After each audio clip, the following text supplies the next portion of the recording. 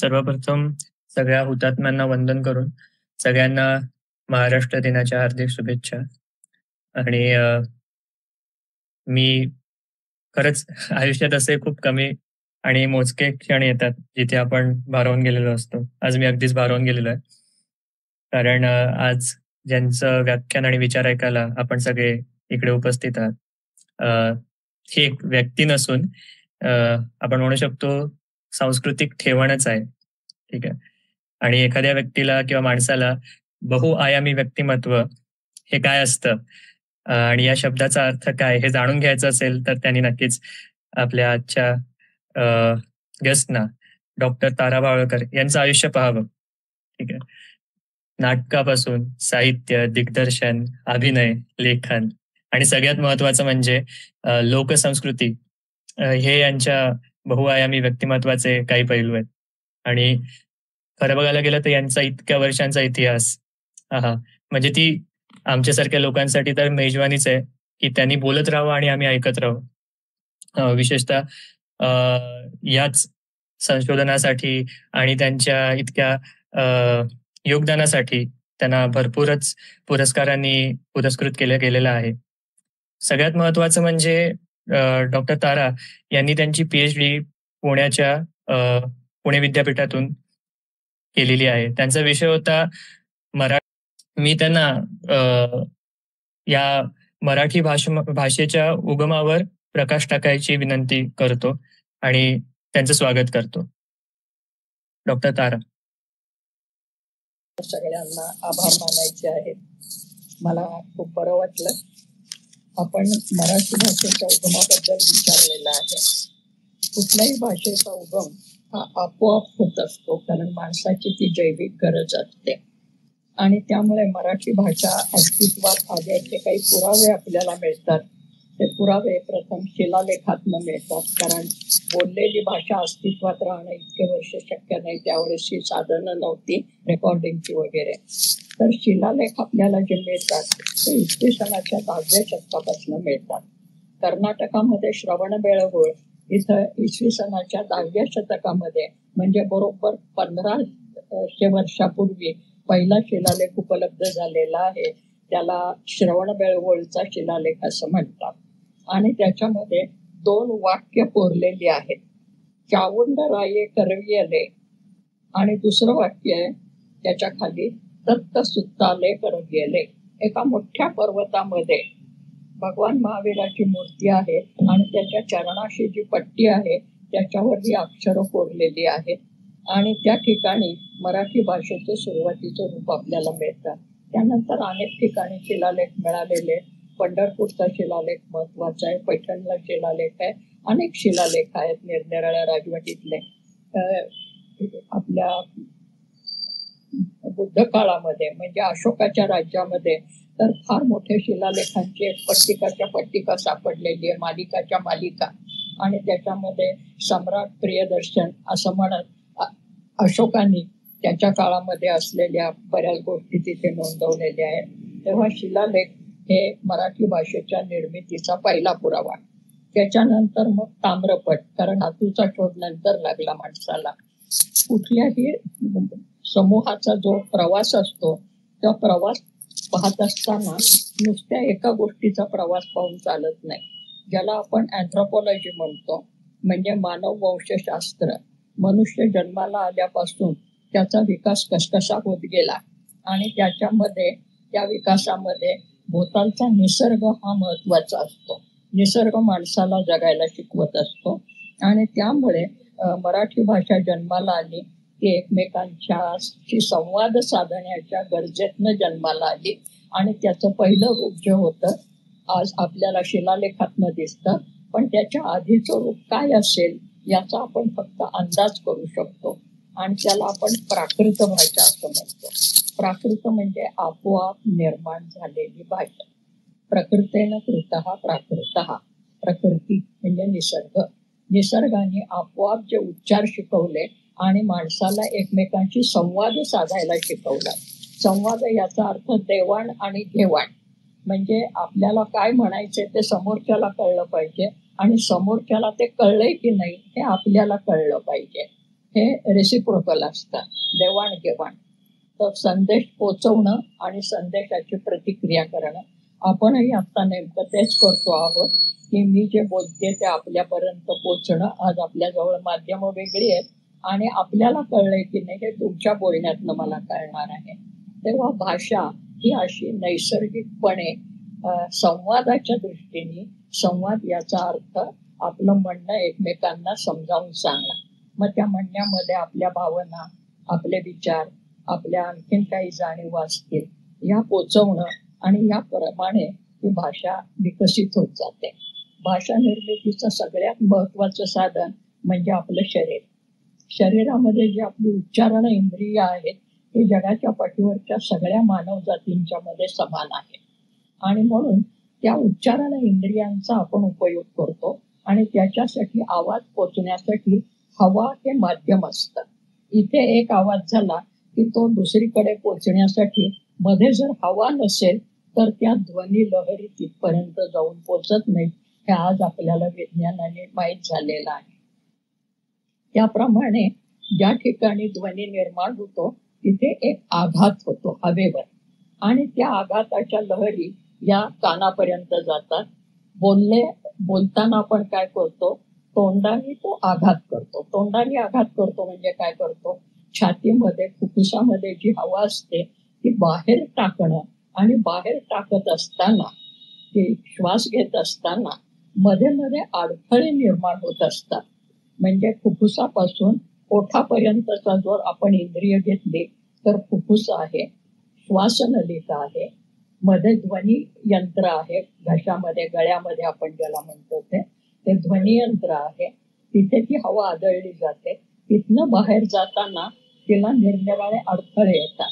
म्हणजे टाळू असते बोलण्यातला, त्या टाळूला जीभ लागते, मध्ये दात असतात, ओठ असतात आणि यांचे स्पर्श आणि यांच्या हालचाली याच्यामुळे ती हवा अडली जाते आणि निरनिराळ्या प्रकारचे ध्वनी निर्माण होत असतात. मग त्याला आपण स्वर व्यंजन काय अल्फाबेट वगैरे वगैरे म्हणतो. परंतु त्याच्यासाठी शरीरातली इंद्रिय हा महत्वाचा भाग असतो आणि ती जगाच्या पाठीवरच्या सर्व मानव जातीमध्ये समान आहे. म्हणून उच्चारण म्हणजे ही भाषा आणि त्या उच्चारणामध्ये काही संकेत आपण ठरवतो. संकेत म्हणजे खुणा, की अमुक उच्चार केला तर त्याचा अर्थ अमुक. झाड असा उच्चार केला की त्याचा अर्थ अमुक, हे झालं मराठी. ट्री हे त्याचा अर्थ झाड, हे झालं इंग्रजी.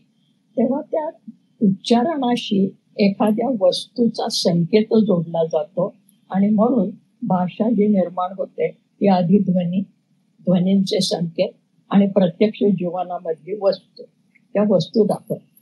आणि म्हणून शब्दांचा अर्थ कोण ठरवतं, तर आपल्या पिढ्यानपिढ्यांनी जे संकेत ठरवलेले आहेत त्यांनी ते ठरवलेलं आहे.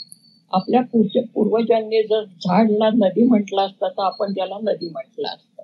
तेव्हा परंपरेने जे ठरवत आलेले संकेत आहेत, अस्मद अर्थात अयम, अस्मद शब्दात अयम अर्था बोधव्य इति संकेतः, या शब्दापासून हा अर्थ, हा संकेत हे ठरलेलं आहे. आणि ते त्या त्या भाषेमध्ये त्या त्या समाजामध्ये हे निरनिराळे संकेत असतात, पण उच्चारणाची इंद्रिय तीच असतात. म्हणून मराठी भाषा आपोआप ही निर्माण होत गेली आणि प्राचीन काळापासून ती झाली. दुसरी महत्वाची गोष्ट म्हणजे ध्वनी निर्माण करणारी ही अवयव आहेत, त्या अवयवांचा सगळेजण सारख्याच पद्धतीने उपयोग करतात असं नाही.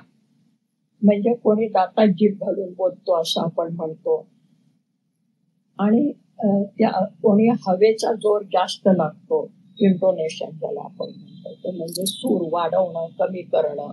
अरे म्हटलं की आपण सूर लांब करतो, काही ठिकाणी आखूड करतो सूर, प्रभात आखूड करतो सूर.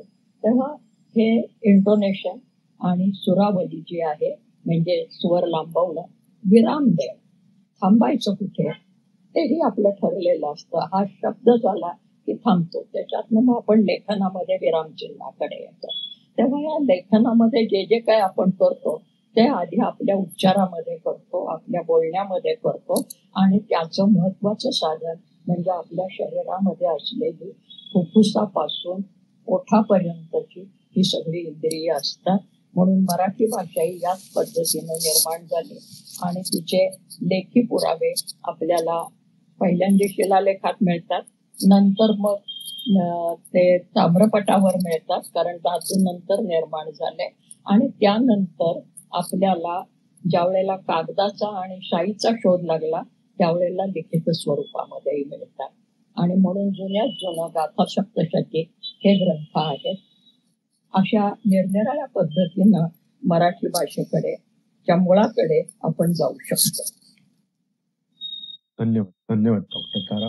मी म्हणत होतो की असं म्हटलं जातं की मराठी भाषेचा प्रसार हा मुख्यतः लोककलेतून झाला किंवा त्या भारुडामधून झाला, ओव्यामधून झाला, वेगवेगळ्या जात्यावरच्या ओव्या असतील किंवा वेगवेगळ्या सादर केलेल्या गेलेल्या नाट्यकलेतून झाला. तर त्याबद्दल तुम्ही थोडा प्रकाश टाकू शकाल का की त्या जसं एक आपण शब्दशः म्हणतात की एखादी व्यक्ती अडाणी आहे, तर ती अडाणी नसून ती जात्यातून एखाद्या गोष्टीचा प्रसार करत होती, म्हणणं मांडत होती. तर त्यावरती तुम्ही प्रकाश टाकू शकाल? निश्चितपणे काय आहे, शिक्षण याचा अर्थ आपण इंग्रजोत्तर काळात फार संकुचित करून टाकलेला आहे. लिहिता वाचता येणं म्हणजे शिक्षण असा काहीतरी समज आपल्याकडे झालेला आहे. आणि इंग्रजी पद्धती म्हणजे इंग्रज भारतात आल्यानंतर ज्या शाळा सुरू झाल्या, महाविद्यालय सुरू झाली, विद्यापीठ सुरू झाली, तर पूर्वीपासून आपल्याकडे काही ठराविक वर्गासाठी लेखन वाचनाची सोय होती. अगदी स्पष्ट सांगायचं झालं तर उच्चवर्णीयांच्या मधला अतिउच्च पहिला वर्ण जो आहे ब्राह्मण, त्यांच्यामध्ये विशेषतः पुरुषांना लेखन वाचनाची सोय होती. बाकीची लोक व्यवहार करत होती की नाही भाषेतनं, निश्चित करत होती. दैनंदिन जीवनामध्ये सगळे व्यवहार माणसं बोलूनच करत होती. नुसते बोलत नव्हती, ती गाणी करत होती, ती गोष्टी सांगत होती, ते आपला अनुभव सांगत होते. गोष्ट म्हणजे तरी काय, अनुभव कथन करणं आणि त्याच्यातनं गोष्ट तयार होते. पुढे आपण त्याला कथा वगैरे म्हणतो, मग लघुकथा म्हणतो, स्वरूप बदलतात त्याची. माणूस ज्या वेळेला आपल्याला काही समोरच्याला सांगायचंय त्यावेळेस तो नुसतं ध्वनीतनं सांगत नाही, नुसतं शब्दातनं सांगत नाही, नकळत तो अभिनयही करत असतो. अभिनय म्हटलं की आपल्याला फक्त नाटकातला आणि रंगमंचावरचा दिसतो. हालचाल करणं, हावभाव करणं, डोळ्यांच्या हालचाली, चेहऱ्यावरच्या स्नायूंच्या हालचाली या आपोआप होत असतात. म्हणजे आश्चर्य दाखवणं, विस्मय दाखवणं, दुःख दाखवणं हे मुद्दाम दाखवावं लागतच नाही. त्या मनामध्ये भावना असल्या की त्या हातवाऱ्यामधनं, त्या चेहऱ्याच्या मधनं, शारीरिक अवयवांच्या हालचालीमधनं त्या प्रक्षेपित होत असतात. आणि म्हणून माणसाला भाषा, मनातला भाव व्यक्त करण्यासाठी भाषेची गरज ही होतीच आणि माणूस ती वापरतच आलेला. आणि ताल आणि लय हे माणूस निसर्गातनं शिकलेला आहे. त्यामुळे ताललयबद्ध बोलणं आणि ताललयबद्ध आविष्कार हा माणसाच्या जगण्याचा नकळत अविभाज्य भाग आहे. आज आपल्याला असं वाटतं कविता करायला शिकावं लागतं, नाही. कविता याचा अर्थ काय, ताललयबद्ध रचना आणि विशेषतः लय, बोलण्याची लय ही महत्वाची असते. आणि त्याच्यामध्ये विशिष्ट प्रकारच्या लयीमध्ये तो आविष्कार झाला, ते शब्द टाकले गेले की आपण त्याला कविता म्हणतो. म्हणजे बाळ जन्माला आलं घरामध्ये की त्या बाळाच्या भोवती सगळेजण गाणीच म्हणत असतात. बाळ झोपायला लागलं तर बाळा जो जो रे म्हणत असतो. बाळ आंघोळ करायला लागलं तो तो तो तो बाळाचा मामा यो यो यो यो असं नकळत आपण त्याला बालगीतं असं म्हणतो, ललबी म्हणतो इंग्रजीमध्ये. तर ही जी बालगीतं असतात ती जगाच्या पाठीवरच्या सगळ्या भाषांच्या मध्ये, कारण ते नैसर्गिक स्वाभाविक असा आविष्कार आहे. त्यामुळे एकदम गोंधळ जागरण इथपर्यंत जाण्याची गरज नाहीये. माणसाचे दैनंदिन गरजा आहे आणि त्याच्यातनं म्हणी, उखाणे, चालीरीती, रूढी या सगळ्याचा आविष्कार भाषेमधनं होत असतो. माणूस श्रम करत असतो, कारण जुन्या काळामध्ये यंत्र फार नव्हती आणि शारीरिक श्रमांनीच सगळं करावं लागायचं. आणि मग शारीरिक श्रम हलके होण्यासाठी नकळत निसर्गतः ताललयबद्ध असे हुंकार निर्माण होतात. रस्त्याने जोपर्यंत यंत्राचे रोड रोलर नव्हते रस्ता नीट करण्यासाठी आणि प्रचंड मोठा लोखंडाचा किंवा दगडाचा रोलर फिरवायचे, त्यावेळेस त्या नोकरांचे ते मजूर असतात, त्या मजुरांचे आवाज जर ऐकले तो ओढत असताना, तर ते एका विशिष्ट लयीत आणि मोठ्यांनी ते ओरडत असतात, हो हो हो. आणि कुठेही ओझं घेऊन माणूस जात असला की आपल्या श्रम हलके करण्यासाठी अशी शब्दांची निश्वासांची साथ त्याला आवश्यक असते. म्हणून पुढे केशवसुतांनी म्हटलंय, गाण्याने श्रम वाटतात हलके हेही नसे थोडके. की गाण्याने श्रम हलके करायचे. शेतीमध्ये माणूस मोठ्याने पाणी ओढत होता की मोठ्याचा आवाज यायचा. तुम्ही सगळ्यांनी हे सगळं काही अनुभवलेलं नसेल, मी अनुभवलेलं आहे म्हणून अनुभवातनं सांगते की पाणी वर येत असताना त्या चाकाचा कुरू कुरू कुरू कुरू आवाज यायचा. बैल पुढे पुढे जायचे, बोट भरलेली असायची आणि मग तो बोट ओढणारा माणूस नकळत ते पाणी थारोळ्यामध्ये पडायला लागलं धबाधबा, हो हो हो, की ते मोटरी कामे व्हायचे. किंवा पीक कापायला लागलं, पीक आता वाढलेलं आहे, कोयता घेतला आणि ते कापायला लागलं की तो माणूस भलरी म्हणतो. भलरी म्हणजे काय, त्याला जे श्रम असतात की दर खेपेला त्या हातामध्ये पिकाचा एक दांडा घ्यायचा, वरचा पाला घ्यायचा आणि खाली त्या कोयतीने ते कापायचं मुळापासून वरच्या बाजूला. भात कापणी वगैरे आपण पाहिलं असेल कदाचित. तर त्याच्यामध्ये ते काय करतो, तोंडाने काहीतरी तो लयबद्ध आवाज करतो आणि ते लयबद्ध आवाज त्या कापण्याच्या कृतीशी मिळालेले असतात. म्हणजे भलरी भलरी दादा, भलरी दादा. दर खेपेला तो कोयता मारतो, कोयता मारला, कोयता मारला. अशी ती कृती आणि गाणं यांची एकमेकांना साथ असते. मग ते दळणाकडे वळूयात आपण. की बायका दळण दळतात. रोज पहाटे उठून ते दगडाचं जातं ओढणं ही काही बायकांना फार आनंदाची गोष्ट वाटत नव्हती. नाईलाज म्हणून त्या बायका करत होत्या, पीठ दळायचं म्हणून. आणि मग ते पीठ दळता दळता श्रम होतात आणि ते श्रम हलके करण्यासाठी बायका गाणी म्हणत होत्या किंवा गाणी आपोआप निर्माण होत होती नकळत श्रमाबरोबर. तेव्हा श्रमाबरोबर हे जे उद्गार येतात, ते जे उद्गार आहेत ते सगळे उद्गार ताल लयबद्ध येत असतात लोकजीवनामध्ये, कारण शारीरिक श्रमाची ते बांधलेले असतात म्हणून. आणि मग ते जात्याच्या मग तिचे शब्दही तसेच येतात. म्हणजे तिचा भावना, आविष्कार, ताल, लय हे एकमेकाशी बांधलेले असतात. म्हणून ती म्हणते, गाण्याच्या नादात तुला वढीते दगडा. हे गाणं कशासाठी, ते दगडाचं जातं ओढायचे म्हणून. आणि मग त्या जात्या हाच तिचा ईश्वर आहे, कारण तिचं गाणं ऐकायला पहाटेच्या वेळेला काय कोणी परफॉर्मिंग आर्ट म्हणून काही ऐकायला थांबलेला नाहीये. ते तिचं तिलाच करायचंय, आपलाच आपल्याशी मनोरंजन केल्यासारखं ते असतंय. म्हणून ती त्या जात्यालाच ईश्वर म्हणते.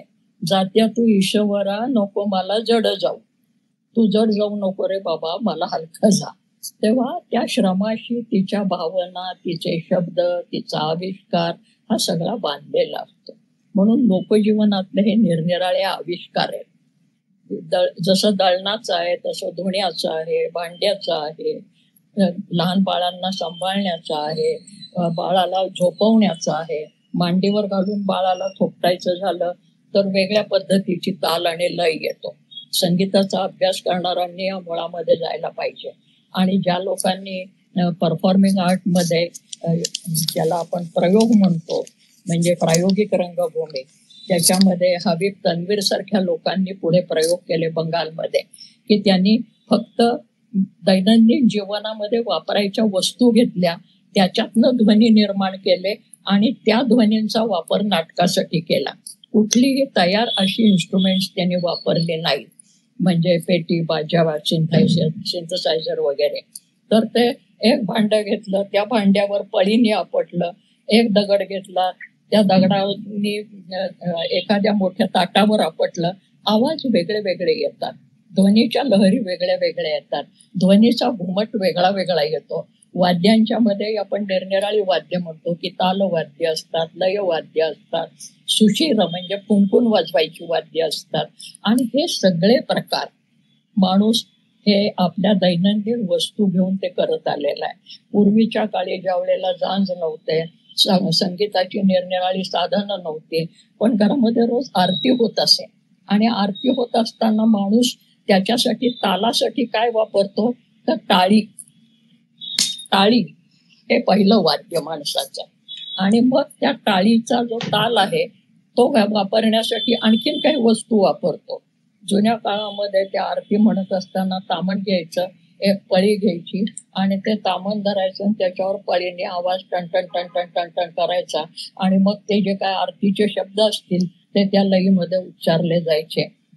आणि मग ते सत्राणे उड्डाणे ओंकारे वदने अशा प्रकारे ते ताल आणि लय हे त्या ध्वनीचा आधार घ्यायचा. म्हणजे वाद्य हे त्या ध्वनीला पूरक म्हणून घेतलं जायचं. ह्याला सगळ्याला आपण लोकपरंपरा असं म्हणतो. आणि मग या साध्या साध्या गोष्टी आहेत, त्याच्यातनं मग एखाद्या देवतेची स्तुती करायची झाली तर त्याच्यासाठी मग गोंधळ, जागरण याच्यासारखा एक विधी निर्माण होतो. म्हणजे त्या देवतेची स्तुती करणारं एखादं गाणं. आता त्या गाण्यामध्ये काय असतं की विशिष्ट देवता असेल, तिचं महत्व, त्याची कथा सांगितलेली असते. ती कथा गाण्यातनं सांगितलेली असते. म्हणजे साहित्याच्या भाषेत बोलायचं झालं तर तिथे भावना असते, कथा असते, गीत असतं, वाद्य असतं आणि ते सादर करण्यासाठी शारीरिक हालचाली म्हणजे अभिनय असतं, नृत्य असतं. All in one. फोक आर्टच्या बाबतीत असं म्हटलं जातं की ही फोक आर्ट काय आहे तर फोक आर्ट ही ऑल इन वन. तेव्हा सर्व प्रकारच्या कलांचा संगम त्या ठिकाणी आपल्याला झालेला दिसतो फोक आर्टमध्ये, लोककलांच्या मध्ये. इथे गीत आहे, नृत्य आहे, वाद्य आहे, म्हणजे साहित्यही आहे आणि त्याची प्रत्यक्ष प्रयोगसिद्ध कला असं त्याला म्हटलं जातं. तेव्हा जात्यावरची ओवी आहे, त्याच्यामध्ये निरनिराळ्या श्रम करतानाची गाणी आहेत.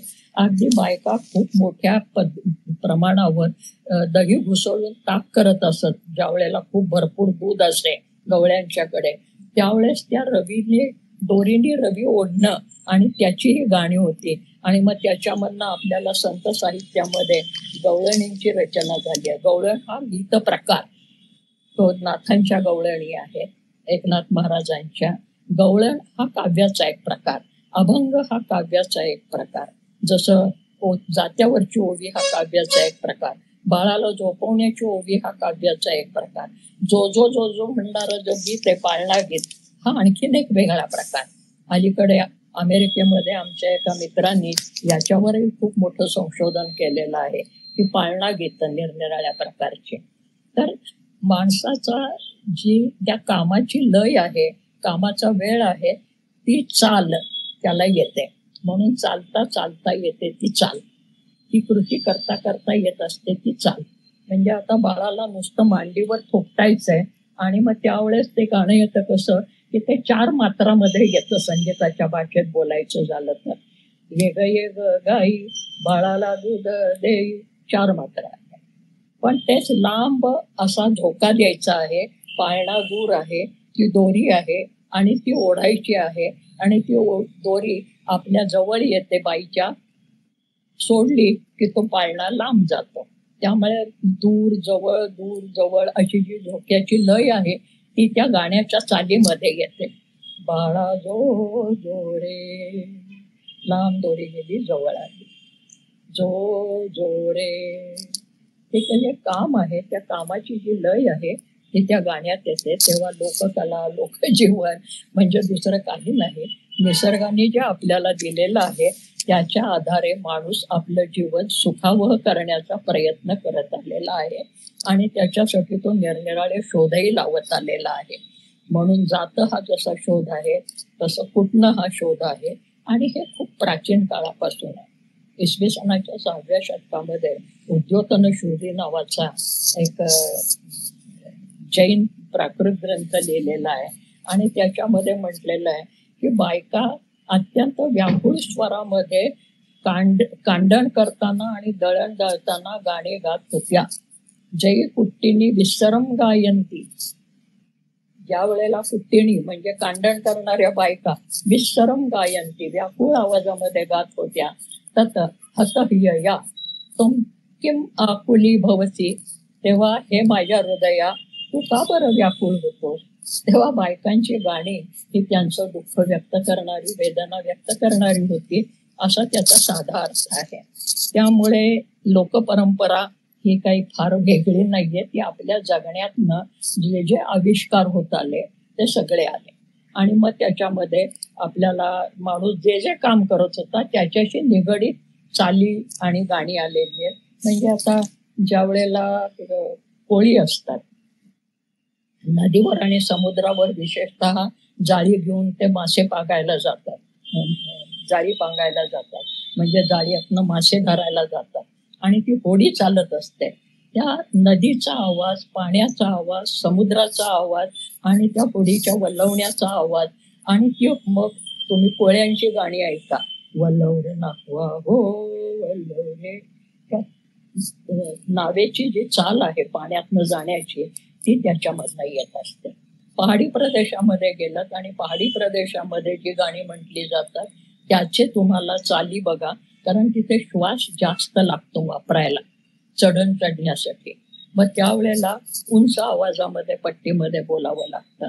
अशा कितीतरी गोष्टी बारकाईने जर आपण विचार केला तर आपल्या जगण्यातनं सगळ्या कला, चाली, रीती, रूढी निर्माण झालेल्या आहेत आणि आपण निसर्गाशी जोडून जगत आलेले आहोत. आपण पर्जन्य नृत्य म्हणतो, शेतकरी नृत्य म्हणतो, पाऊस यावा असं जर वाटत असेल तर काय करायचं, त्याची नक्कल करायची आणि मग त्या जे नाच करतात त्या नाच करताना आपल्याला दिसेल की झाडं गदागदा हलता आहेत, वरनं पावसाचे थेंब पडता आहेत, मग थंडी वाजायला लागली आहे, असे ते सगळे ज्याला आपण अभिनय म्हणतो, शरीरावर काय काय परिणाम होतात ते दाखवले जातात आणि त्याला आपण म्हणतो ते नृत्य किंवा नृत्यामधल्या त्या मुद्रा किंवा आविष्कार. तेव्हा ते जास्त शास्त्रशुद्ध पद्धतीने मग त्याची रचना केली जाते, पण मूलतः हे निसर्गाने माणसाला शिकवलेलं आहे. आणि म्हणून ज्याला आपण सगळ्या लोककला किंवा लोकजीवनशैली म्हणतो ती या निसर्गातून आली. माणसाने काय खावं काय प्यावं हे निसर्ग ठरवतो, तिथलं हवामान ठरवतं, आणि म्हणून प्रत्येक प्रदेशामध्ये खाण्यापिण्याच्या सवयी वेगळ्या असतात, त्या पदार्थांची खासियत वेगळी असते, त्या करण्याच्या पद्धती वेगळ्या असतात. माणसांचे पोशाख सुद्धा तिथल्या हवामानाप्रमाणे आणि ऋतूप्रमाणे बदलत असतात असं आपल्याला दिसतं. आणि त्यामुळे संस्कृती घडणं म्हणजे निसर्गाने माणसाला जे दिलेलं आहे ते मी आणि माझ्या भोवतालचं जग यांच्यामधला अनुबंध शोधत माणूस आलेला आहे आणि ते आविष्कार तो करत आलेला आहे. त्याला आपण लोककला असं नंतर नाव दिलेलं आहे, पण ते लोकाविष्कार निघालं म्हणजे लोकांचे आविष्कार आहे. मग ते जात्यावरचं दळण, सडा, सारवण तिथपासनं मग ते वाघ्या मुरळीचं गाणं असू देत, कुठल्या देवतेचं असू देत, तर ते होत असतं, कारण माणसाच्या श्रद्धाही तशाच निर्माण होत राहतात. धन्यवाद डॉक्टर ताराबाई. मला अजून एक विचारायचं होतं, म्हणजे आपण महाराष्ट्राचा विचार करता महाराष्ट्रामध्येच इतक्या विविध भाषांचे प्रकार आहेत, मग ती अहिराणी असेल, मालवणी असेल, कोकणी असेल, या सगळ्यांची सांगड घालून ती मराठी कशी एक जी माध्यम म्हणून वापरली गेली आणि ती कशी निर्माण झाली आणि या भाषांचा उगम कसा झाला, वेगवेगळ्या भाषांचा, आणि त्यांची सांगड कशी घातली गेली. नाही, त्या ठिकाणी मगाशी म्हणलं तसं त्या ठिकाणी त्या भाषा बोलल्या जातात. लँग्वेज अँड ज्याला म्हणतात आपण बोली म्हणतो, तर ती भाषा आणि बोली जी बोलली जाते ती बोली. भाषा ही एक मानवी संकल्पना आहे असं भाषाशास्त्र म्हणतात. म्हणजे आपण तो एक आदर्श डोळ्यासमोर ठेवलाय की हाच उच्चार झाला पाहिजे, पण प्रत्येक ठिकाणी तो माणूस तसा उच्चार करत नाही. त्या उच्चारामध्ये फरक पडतो, त्याच्या आविष्कारात फरक पडतो. त्यामुळे बोली, डायलेक्ट या जगाच्या पाठीवर सर्व भाषांच्या मध्ये लँग्वेज अँड डायलेक्ट या वेगळ्या वेगळ्या असतात. म्हणजे बोलली जाणारी भाषा आणि प्रत्यक्ष आदर्श म्हणून प्रमाण भाषा असं म्हणलं, स्टँडर्ड लँग्वेज, तर ही स्टँडर्ड लँग्वेज कोकणी, अहिराणी वगैरे वगैरे. कारण का, भाषा बदलाची दोन तत्व असतात. एक, भौगोलिक अंतर जास्त झालं म्हणजे जसं भौगोलिक अंतर बदलतं तसतशी भाषा बदलते. आणि दुसरं, जसा काळ बदलतो तसतशी भाषा बदलते. पाणीही बदलतं. त्यामुळे हिंदीमध्ये एक म्हण आहे, कोस कोस पर बदले बानी, 12 कोस पर पाणी. प्रत्येक कोसावर, कोस म्हणजे 2 किलोमीटर साधारण, त्या 2-2 किलोमीटरवर आपल्याला पाणी बदललेलं दिसतं आणि 12 कोस पर पाणी. आणखी काही अंतरावर गेलं तर वाणी बदललेली दिसते. वाणी म्हणजे बोली, भाषा, लँग्वेज, हे डायलेक्ट, ती बदललेली दिसते. त्यामुळे ही बोली ह्या सगळीकडे आहेत. युरोपमध्ये जरी तुम्ही गेलात तरी आदिवासी भागामध्ये गेलं तर त्यांचे उच्चारण वेगळे असतात. आफ्रिकेमध्ये तर खूप बोलींचे प्रकार आपल्याला दिसतात. त्यामुळे जगाच्या पाठीवर सगळीकडे स्टँडर्ड लँग्वेज आणि डायलेक्ट म्हणजे बोली आणि प्रमाण भाषा याच्यामध्ये फरक असतो. मराठीमध्येही तो तसा आहे. आणि मराठीमध्ये त्यांचे अतिशय पद्धतशीर अभ्यास झालेले आहेत. मॉडर्न लिंग्विस्टिक्समध्ये पण झालेले आहेत आणि ट्रॅडिशनल भाषाशास्त्र ज्याला आपण म्हणतो त्याच्यामध्ये पण अभ्यास झालेले आहेत. आणि त्याच्यातून एक स्टँडर्ड लँग्वेज ही एक संकल्पना निर्माण होते, प्रमाण भाषा. कारण समूह ज्या वेळेला एकत्र येतो त्यावेळेस आदान प्रदान करण्यासाठी, कळण्यासाठी एक काहीतरी प्रमाण ठरवावं लागतं. आणि ते प्रमाण ठरवण्याचा जो प्रकार असतो त्याला आपण म्हणतो की ही शुद्ध भाषा. तर खरं म्हणजे भाषेमध्ये शुद्ध आणि अशुद्ध हे शास्त्रीय दृष्ट्या अमान्य आहे. म्हणजे भाषाशास्त्रदृष्ट्या अमान्य आहे. शुद्ध आणि अशुद्ध हे आपण ठरवतो. कारण का, तर त्या ठिकाणी ती बोली ही शुद्धच असते. बोलीचं जे काम आहे, भाषेचं जे काम आहे, भावनांचं आणि विचारांचं आदान प्रदान, ते जिथे पूर्ण होतं तिथे भाषेचं काम पूर्ण झालं. म्हणजे तुम्ही पाणी म्हटलं आणि तुम्हाला जर कळलं की यांना काय पाहिजे ते, मग तुम्ही पाणी म्हणा, नीर म्हणा, जलम म्हणा, असं काही म्हणाल आणि ती जर तुम्हाला वस्तू तिथे मिळाली तर ते काम पूर्ण झालेलं आहे. आता आपण एकच शब्द असतो आणि तो प्रत्येक ठिकाणी वेगळ्या अर्थछटेसाठी वापरला जातो. आता सांगलीमध्ये आपण बोलायला गेलो किंवा पुण्यासारख्या ठिकाणी तर आपण म्हणतो भात वाढ, साधं जेवणातला शब्द भात. गोव्यामध्ये आपण गेलो तर ते म्हणतात शीत वाढवो. आता शीत म्हटलं की आपल्याकडे आपण म्हणतो भाताचा एक कण असतो त्याला आपण शीत म्हणतो. गोव्यामध्ये सगळा टोटल भात जो असतो त्याला शीत म्हणतात. शब्द एकच असतो परंतु अर्थ छटा ह्या बदलत असतात. आणि हे मराठीमध्ये निरनिराळ्या बोलींच्या मध्ये सगळीकडे होत असतात.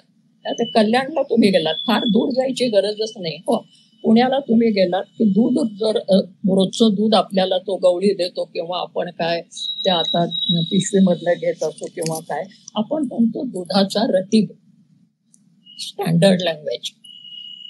परंतु कल्याण सारख्या कोकणी बहुल अशा सुशिक्षित तथाकथित शिक्षित माणसं सुद्धा बोलत असताना तिकडे रतीब नाही म्हणत, उकाडा, दुधाचा उकाडा.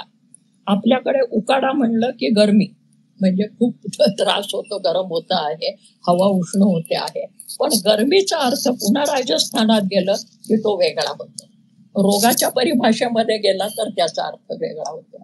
शब्द एकच असतो परंतु त्याचे अर्थ निरनिराळ्या संकेतांनी बदलत असतात. 2 भाषांच्या मध्ये तर फारच बदल होत असतो. जवळजवळच्या भाषा असतात अगदी आणि अर्थ बदल हे खूप होत असतात.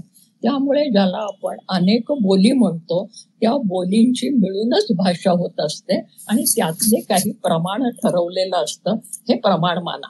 म्हणजे पाणी अण उच्चारताना आपण काय करतो तर जीभ आहे ती टाळ्याला मधोमध लावतो, त्याला मूर्धन्य उच्चार असं म्हणतात. आणि पाणी म्हणताना आपण काय करतो, दंत्य उच्चार करतो. म्हणजे जिभेचा पुढचा भाग वरच्या दाताच्या मधल्या भागाला लावतो दाताशी, म्हणून तो दंत्य उच्चार. न हा दंत्य उच्चार, ण हा मूर्धन्य उच्चार. मग मूर्धन्य उच्चार जो आहे त्याला आपण म्हणतो तो शुद्ध आहे, आणि दंत्य उच्चार आहे त्याला म्हणतो आपण अशुद्ध आहे. हे शुद्ध अशुद्ध कुणी ठरवलं? परत आपण असं म्हणतो की संस्कृत मधून मराठी जन्माला आली. तिची आई आजी कोण संस्कृत असेल. मधल्या प्राकृत भाषा आल्या, अनेक प्राकृत होत्या. महाराष्ट्री प्राकृत होती, शौरसेनी प्राकृत होती, मागधी प्राकृत होती, अवधी प्राकृत होती. त्याच्यातल्या महाराष्ट्री प्राकृत हे मराठीला जास्त जवळची. म्हणजे ज्ञानेश्वरांच्या काळात आणि महानुभाव वाङ्मयाच्या काळात नेमकं सांगायचं झालं तर इसवी सनाच्या 12व्या-13व्या शतकापर्यंत मराठी भाषेचं जे रूप होतं तिला प्राकृत असंच म्हणत होते. म्हणून आपण जुन्या इतिहासाच्या पुस्तकातनं तुम्हाला असं दिसेल, साहित्याच्या इतिहासाच्या, की ज्ञानेश्वरांनी काय केलं तर भगवद्गीताचा अर्थ प्राकृतमध्ये विशद करून सांगितला. आपण तिला ज्ञानेश्वरकालीन मराठी असं म्हणतो, किंवा राजकीय भाषेत बोलायचं झालं तर यादवकालीन मराठी, त्याच्यावर पुस्तकही झालेली आहे. तर यादवांची राजवट होती म्हणून ती यादवकालीन मराठी. साहित्याच्या भाषेत ज्ञानेश्वरकालीन मराठी, त्याच्या आधी महानुभावकालीन मराठी. त्यावेळेला त्या मराठीला प्राकृतच म्हटलेलं आहे. फार कशाला, एकनाथ महाराज हे त्यांच्याही नंतरचे, ज्ञानेश्वरांच्या नंतरचे. आणि त्यांच्या काळामध्ये सुद्धा आज जशी इंग्रजीला प्रतिष्ठा आहे आपल्याकडे, तशी तिकडे भारतामध्ये संस्कृतला प्रतिष्ठा होती. म्हणजे जसं इंग्रजीमध्ये कोणी बोलला की अरे बापरे फार मोठा माणूस दिसतोय, विद्वान दिसतोय, तसं त्या काळामध्ये संस्कृतमध्ये कोणी काही ग्रंथरचना केली, बोलला तर तो माणूस फार विद्वान समजला जायचा. आणि मराठीमध्ये म्हणजे प्राकृतमध्ये रचना केली तर तो अडाणी. अडाणी हा शब्द तुम्ही मगाशी वापरलात, तर अडाणी याचा अर्थ त्याला फारसं कळत नाही असा. तर त्यावेळेला एकनाथ महाराजांनी म्हटलेलं आहे, संस्कृत भाषेला मोठं का मानायचं तर ती गिरवाण वाणी आहे. गिरवाण म्हणजे देवांची वाणी, तिला देवभाषा असं म्हटलेलं आहे. म्हणून संस्कृत ही देवांनी केलेली भाषा आहे, ती देवांची भाषा आहे. आणि प्राकृत ही तुमच्या माझ्यासारख्या सामान्य माणसांची भाषा आहे. तर एकनाथ महाराजांनी मराठीची बाजू घेतलेली आहे, बोलणाऱ्या माणसांची बाजू घेतली आहे, तुमची माझी. आणि ते म्हणाले संस्कृत भाषा देवे केली, प्राकृत काय चोरापासून आली, प्राकृत काय चोरांची आहे आणि ती देवांची आहे. एकच माणसं बोलतात ती, एकाची उच्चाराची ढब वेगळी, दुसऱ्याची उच्चाराची ढब वेगळी आहे. तेव्हा संस्कृत भाषा गोडवाणी, त्यांनी तिला नावं नाही ठेवले, धिक्कार नाही केला. संस्कृत भाषा गोडवाणी, जैसे खोल आडातील पाणी. पण ते फार खोल आहे हो. सगळे उच्चार सगळ्या माणसांना जमत नाहीत, कारण उच्चारण इंद्रियांना प्रत्येकाला लागलेलं ते वळण असतं. पडले वळण इंद्रिया असं कळा, असं आमच्या तुकोबांनी म्हटलं पुढे. तेव्हा ते इंद्रियांना वळण पडलेलं असतं, त्याप्रमाणे उच्चार होतो. तेव्हा संस्कृत भाषा गोडवाणी, जैसे खोल आडातील पाणी. ते फार खोल आहे. आणि एखादा जर अशक्त माणूस असेल, त्याला जर ते पाणी पाहिजे असेल तर त्याला काय करावं लागेल? त्याला कुणीतरी दोर द्यावं लागेल, एखादा पोहरा द्यावा लागेल, कळशी द्यावी लागेल, आणि त्या दोराने कळशीचं तोंड बांधून ते खोलातनं पाणी ओढून काढावं लागेल. ते काम ज्ञानेश्वरांनी केलं. ही संस्कृत भाषा गोडवाणी, जैसे खोल आढातील पाणी, परी ते दोरपात्रा वाचून अशक्त जना केवी गेले. तर अशक्त जनांना, म्हणजे ज्यांना फार अजून काही साधन उपलब्ध झाले नाहीत, त्यांच्यापर्यंत तो आशय तर पोचला पाहिजे, ज्ञान तर पोचलं पाहिजे. तेव्हा ज्ञानासाठी ही अशी भाषा आहे, हिच्यातच उच्च ज्ञान आहे आणि त्याच्यामध्ये उच्च ज्ञान नाही असं नाही. जी बोलली जाते त्या बोलल्या जाणाऱ्या भाषेतनं सर्व प्रकारचं ज्ञान मिळू शकतं. आपल्या गैरसमज असे असतात की अमुक भाषा ही ज्ञानाची भाषा आहे आणि बाकीच्या भाषा या बिनज्ञानाच्या आहेत. ज्ञान याचा अर्थ टू नो दाय सेल्फ, इंग्रजीमध्ये नो हा शब्द आहे, नॉलेज, नो. आणि मराठीमध्ये किंवा संस्कृतमध्ये ज्ञान, ज्ञा, जाणणे, समजून घेणं. ज्ञान ही देण्याची घेण्याची गोष्ट नाही, समजून घेण्याची गोष्ट आहे. जी गोष्ट तुम्हाला आपोआप समजते तुमच्या अनुभवातनं ते ज्ञान. आपण सहज म्हणतो की आम्हाला शिक्षकांनी ज्ञान दिलं. शिक्षक ज्ञान नाही देत, शिक्षक इन्फॉर्मेशन देतात, माहिती देतात. आणि ज्ञान ही प्रक्रिया ज्याची त्यांनी साध्य करायची असते. म्हणून एमर्सन नावाचा जो इंग्रजी तत्ववेत्ता होता त्याने म्हटलेलं आहे, whether information comes through book and knowledge comes through thinking. Information, माहिती ही पुस्तकांच्या मधनं मिळते. आज आपण म्हणू इंटरनेटवरनं मिळते, गुगलवरनं मिळते. त्यामुळे साधनं बदलतात, पण त्या साधनातनं माहिती फक्त मिळते. ज्ञान हे तुमचं तुम्हाला समजून घ्यावं लागतं. म्हणजे कसं की अगदी साधं स्वयंपाकातलं उदाहरण द्यायचं म्हटलं, भाकरी कशी करायची, अमुक पीठ घ्यायचं, त्याच्यात पाणी घालायचं, मळायचं, थापायचे, दाट टाकायचे, ही झाली इन्फॉर्मेशन. पण प्रत्यक्ष कृती करणं आणि अनुभव करणं आणि मग पाणी किती घालायचं, कसं घालायचं, मळायचं म्हणजे काय करायचं हे अनुभवातनं कळतं. म्हणून पिढ्यानपिढ्या भाकरी करणाऱ्या बाईला होम सायन्स माहिती नाहीये, परंतु तिला भाकरी चांगली करता येते, कारण तिच्याजवळ ते ज्ञान आहे. तिने आपणहून ते माहिती करून घेतलेलं आहे अनुभवातनं. Practice makes man perfect. तीच गोष्ट पुन्हा पुन्हा पुन्हा पुन्हा करत राहिलं की मग परफेक्शन येतं, मग पूर्णता येते.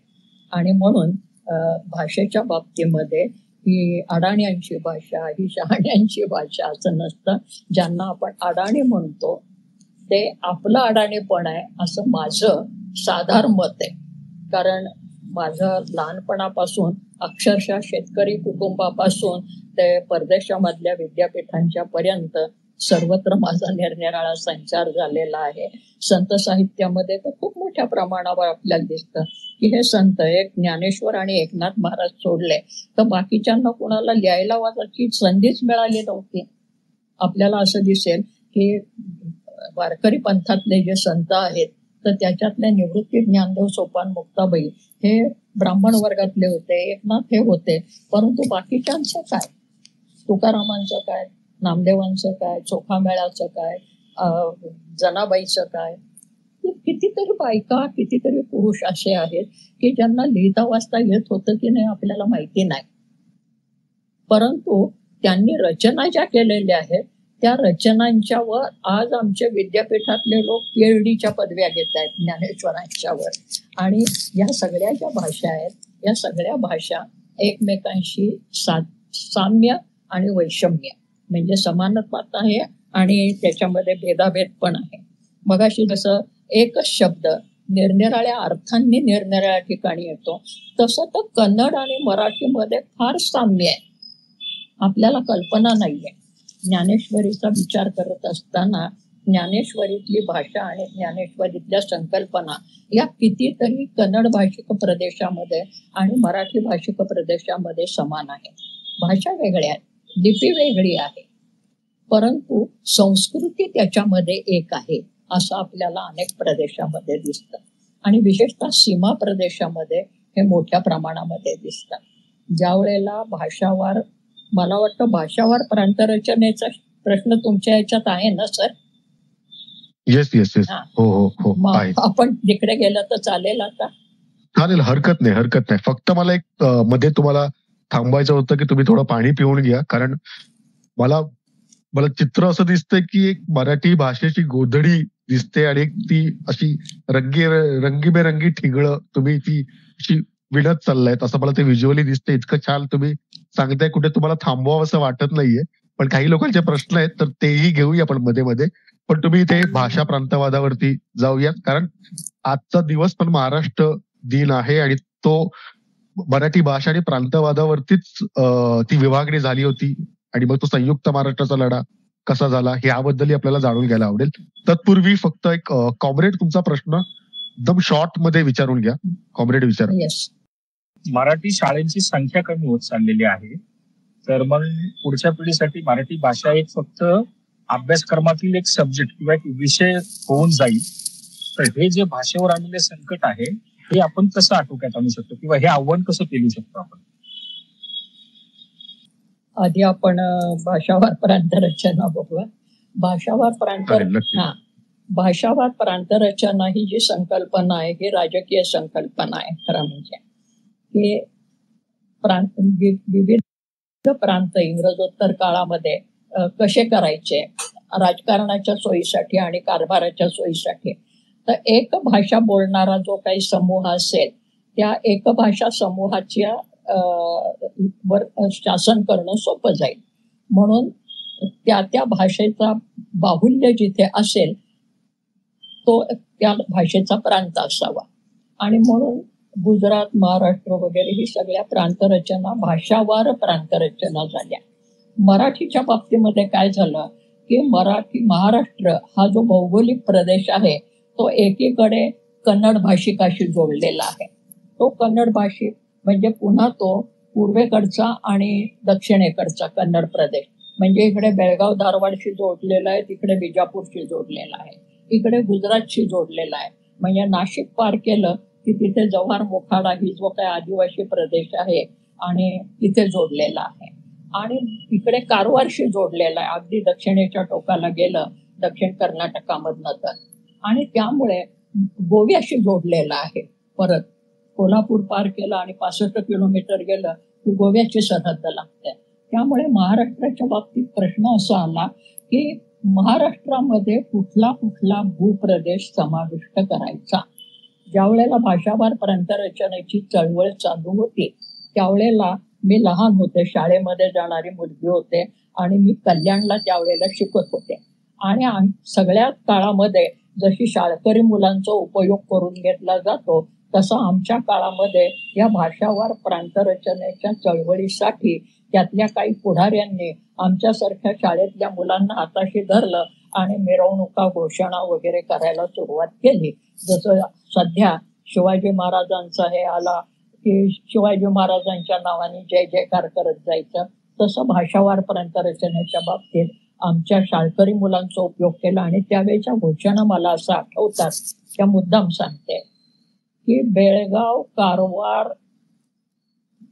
मोखाडा, जव्हार यासह संयुक्त महाराष्ट्र झालाच पाहिजे. म्हणजे इकडे बेळगाव, धारवाड पाहिजे, तिकडे कारवारही पाहिजे, जव्हार, मोखाडा हा गुजरातचाही प्रदेश पाहिजे आणि याच्यासह संयुक्त महाराष्ट्र झाला पाहिजे. म्हणजे गुजरातचा काही भाग आला, कर्नाटकचा काही भाग आला, कारवारचा काही भाग आला, अशा ते निरनिराळे प्रदेश ओढाताण ज्याला आपण म्हणतो भूप्रदेशांची ती तिथे सुरू झाली. आणि याचं कारण असं की कुठल्याही सीमा प्रदेशामध्ये निश्चित या ठिकाणी ही भाषा सुरू झाली आणि या किलोमीटरच्या या दगडाच्या ठिकाणी संपली असं भाषेच्या बाबतीत ठरवता येत नाही. कारण भाषा ही जैविक गोष्ट असते आणि माणसं एकमेकांशी बोलत असतात. देशाच्या सीमा सुद्धा भाषेवरनं ठरवता येत नाहीत. आज आपण बघतो की अगदी पाकिस्तान आणि हिंदुस्थानच्या सीमारेषेवर अगदी तुम्ही तारेची कुंपणं जरी घातलीत पलीकडचे शिपाई आणि अलीकडचे शिपाई एकाच बोली भाषेमध्ये बोलू शकतात, एकमेकाशी संवाद साधू शकतात. इथे तर मी स्वतः अनुभव घेतली आहे की सांगली हे बेळगाव पासून 150 किलोमीटरवर आहे फक्त. बेळगावमध्ये आजही वाद चाललेला आहे हा सीमा प्रदेशाचा. आणि सीमा प्रदेशातले लोक नेहमी म्हणत असतात, कारण बेळगाव, धारवाड हा भाग असा आहे की तिथे मराठी बोलणारे खूप आहेत आणि कन्नड बोलणारे खूप लोक आहेत. त्यांच्या चाली, रीती, रूढी, देवदेवता, अन्न, कपडे याच्यामध्ये इतका सारखेपणा आहे की कर्नाटक, महाराष्ट्रामध्ये जेवढा सारखेपणा आहे तेवढा उत्तरेकडच्या कुठल्याही प्रदेशाची महाराष्ट्राचा नाहीये. म्हणजे एकीकडे भाषिक दृष्ट्या कर्नाटक हा द्रविड बहुल आहे आणि महाराष्ट्र हा आर्य बहुल आहे. म्हणजे आर्य कुळातली भाषा समजली जाते. आणि दक्षिणेकडच्या भाषा कर्नाटक, तमिळनाडू ते केरळपर्यंत हा जो सगळा प्रदेश आहे तो द्रविड भाषांचा आहे. म्हणजे कन्नड आहे, तेलुगू आहे, तमिळ आहे, या सगळ्या त्यांची लिपी पण वेगळी आहे. पण गंमत अशी आहे की संस्कृतीच्या दृष्टीने बेळगाव, कारवार हे बेळगाव, धारवाड आणि सांगली आणि कोल्हापूर हा जो सगळा पट्टा आहे या सगळ्यात विलक्षण साम्य आहे. जेवढं उत्तरेकडच्या आर्यभोल प्रदेशाची कुठेही नाही. अगदी 2-3 गोष्टी जाता जाता सांगायच्या. आज आपण म्हणतो महाराष्ट्र स्त्रियांचं वैशिष्ट्य कुठलं, तर नऊवारी साडी. ही नऊवारी साडी महाराष्ट्र सोडला तर उत्तरेकडच्या कुठल्याही प्रदेशात तुम्हाला दिसणार नाही. ती बेळगावमध्ये आणि धारवाडमध्ये दिसेल. ती अगदी पार मद्रासपर्यंत दिसेल. त्याची नेसण्याची पद्धत वेगळी असते. मंगळसूत्र नावाची गोष्ट आहे ती चित्रपटांच्यामुळे आणि सिरियलमुळे संबंध भारतभर पसरली आहे, परंतु मुळामध्ये ती फक्त कर्नाटक आणि महाराष्ट्रामध्ये आहे. कर्नाटकात शब्द वेगळा आहे, त्याला तालीबंधन म्हणतात. कितीतरी गोष्टी. पुरणपोळी हा अगदी महाराष्ट्राचा महत्वाचा खाद्यपदार्थ समजला जातो, सणावाराचा. इतर ठिकाणचा कुठला नाही. तो तुम्हाला कर्नाटकामध्ये दिसेल. तिथे पुरणवळगी असते, इकडे पुरणपोळी असते. पुरणवळगी, पुरणपोळी शब्दांच्या मध्ये सुद्धा साम्य आहे. मगाशी म्हणलं तसं याच्यावर ज्ञानेश्वरीवर कन्नडचा प्रभाव. रशाम लोकापूरकर नावाचे आमचे एक मित्र होते, त्यांनी त्याच्यावर एक स्वतंत्र पुस्तक लिहिलेलं आहे आणि मी स्वतः अनुभवती आहे गेली 55 वर्ष की कर्नाटक महाराष्ट्र हा सीमा प्रदेश जो आहे, या सीमा प्रदेशामध्ये भाषिक सीमा ठरवणं ही फार अवघड गोष्ट असते. जसं कोकण मराठीची सीमा ठरवणं ही सुद्धा अवघड गोष्ट होती. गोव्याची सीमा ठरवणं ही अवघड गोष्ट होती, कारण या सीमा प्रदेशातल्या भाषांच्या मध्ये इतका सारखेपणा असतो आणि संस्कृतीमध्ये सुद्धा सारखेपणा असतो की त्याच्यातनं सीमा ठरवणं मुश्किल जातं. तडजोड म्हणून राजकीय सोयीसाठी कुठेतरी सीमा प्रदेशामध्ये एक रेषा आखावी लागते. तशा त्या आखल्या गेलेल्या आहेत, पण प्रश्न कायमचे सुटलेले नाही. अगदी दिल्लीला ज्यावेळेला साहित्य संमेलन झालं त्यावेळेस तिथे कर्नाटकातला एक मोठा गट आलेला होता आणि तो मला भेटला होता आणि म्हणाला, तुम्ही या संमेलनामध्ये तो प्रश्न काढा. कुठल्याही साहित्य संमेलनामध्ये हा बेळगावचा सीमा प्रदेशाचा प्रश्न अजूनही भिजत गोंगडं पडावं तसा पडलेला आहे. धन्यवाद, धन्यवाद. डॉक्टर तारा मॅडम, तुम्ही आता बोलता बोलता म्हणालात की संयुक्त महाराष्ट्र चळवळ जेव्हा होती तेव्हा तुम्ही ती स्वतः अनुभवली, तुम्ही त्या चळवळीचा भाग देखील होतात. तर मला ते विचारायचं की मराठी भाषेवर आलेली गदा म्हणून ती चळवळ निर्माण झाली, ती संयुक्त महाराष्ट्र चळवळीची पहिली ठिणगी किंवा त्याचं उगम स्थान काय होतं? भाषा हेच होतं? कारण हा प्रश्न विचारण्यामागचा उद्देश आहे की आताही आपण मराठी म्हणून एकत्र येऊ पाहतोय, मराठी म्हणून आपण सगळे एकत्र येऊ पाहतोय, कारण एक परकीय भाषा किंवा एक वेगळी भाषा आपल्यावर लादली जाण्याचा प्रयत्न होतोय आणि म्हणून आपण एकत्र येऊ पाहतोय. ही तितकी प्रखर किंवा प्रभावी चळवळ नसेल जशी ती संयुक्त महाराष्ट्राची असेल, पण अशा एका नव्या संयुक्त महाराष्ट्र चळवळीची आपल्याला गरज आहे जेणेकरून आपण मराठी म्हणून एकत्र येऊ. तर त्याबद्दल तुमचं मत काय आहे आणि मला तुमचे काही अनुभव ऐकायला आवडतील. तर त्या काळामधलं वातावरण वेगळं होतं आणि त्या काळामध्ये गुजरातचा काही भाग महाराष्ट्रात यावा अशा प्रकारची मागणी होती. त्याबद्दलही मी अनेक ठिकाणी लिहिले. गंमत म्हणून फक्त सांगते एक अनुभव. ते नाशिकच्या पलीकडे जव्हार मोखाडा हा जो आदिवासी प्रदेश आहे, आणखीन तिथे हिल स्टेशन पण झालेलं आहे सापुतारा नावाचं. त्याच्यात सापुताऱ्याला जर आपण गेलो आणि तिथल्या ग्रामीण बायका पाहिल्या, संस्कृतीचं मिश्रण कसं असतं एवढाच मुद्दा आहे माझा. तर त्या ठिकाणी त्या ज्या ग्रामीण बायका, श्रमकरी बायका, त्या आपल्या कोकणातल्या किंवा घाटावरच्या शेतात काम करणाऱ्या बायका ज्या पद्धतीनं नऊवारी साडी नेसतात की गुडघ्यापर्यंत कासोटा घालून घट्ट पदर बांधून वगैरे, कारण त्यांना काम करायचं असतं शेतात रानात कष्टाचं म्हणून. तर तसं त्या बायका सुद्धा तशाच प्रकारची ती नऊवारी साडी नेसतात, पण तो पदर अंगावर घेताना मात्र गुजराती पद्धतीने घेतात. आता इथे काय झालं, दोन संस्कृतींचा संगम वस्त्रांच्या मध्ये सुद्धा झालेला दिसतो की कमरेच्या खालची साडी नेसताना ती मराठी पद्धतीने नेसली आणि कमरेच्या वर पदर घेताना मात्र तो गुजराती पद्धतीने घेतला. अशा बरेच प्रकार मी बारकाईने, मला ते स्त्री जीवन अनुभवण्याची सवय असल्यामुळे केवळ साडी या विषयावर मी एकदा 1 तासभर बोलले होते की साडीचे किती प्रकार आणि कसे किती पद्धतीने साडी नेसायची पद्धत भारतभर आहे. तो मुद्दा आपण सोडून देऊ, पण सांस्कृतिक हे आदान प्रदान जे असतं हे फार बारकाईने असतं. प्रश्न आला की आज काय होतंय, आज भाषा लादली जाते का. ते त्रिभाषा सूत्र नावाची गोष्ट सध्या आलेली आहे की मुलांना इयत्ता पहिलीपासून 3 भाषा शिकवाव्यात. मी माझं आज 87 वर्षाचं वय आहे. आत्मचरित्र सांगायचं म्हणून सांगत नाही, अनुभव म्हणून सांगते. आणि माझ्या आयुष्याची 45 वर्ष मी व्यवस्थित शिकवण्यामध्ये खर्च केलेली आहे.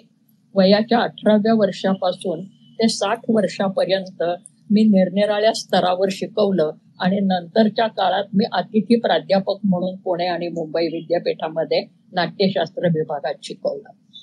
सांगायचा मुद्दा एवढाच की शिक्षण क्षेत्राशी प्राथमिक, माध्यमिक, महाविद्यालयीन, विद्यापीठीय अशा विविध पातळ्यांच्या वरचा अध्यापक म्हणून माझा अनुभव आहे. आणि मग अध्यापक म्हटलं, शिकवणारा म्हटलं की त्याला निरनिराळ्या कमिट्यांच्यावर वगैरे काम करावं लागतं, अभ्यास समित्या वगैरे. प्राथमिक मी इतकं शिकवून झालं, इतके विद्यार्थी माझे आहेत आता देश परदेशामध्ये सुद्धा.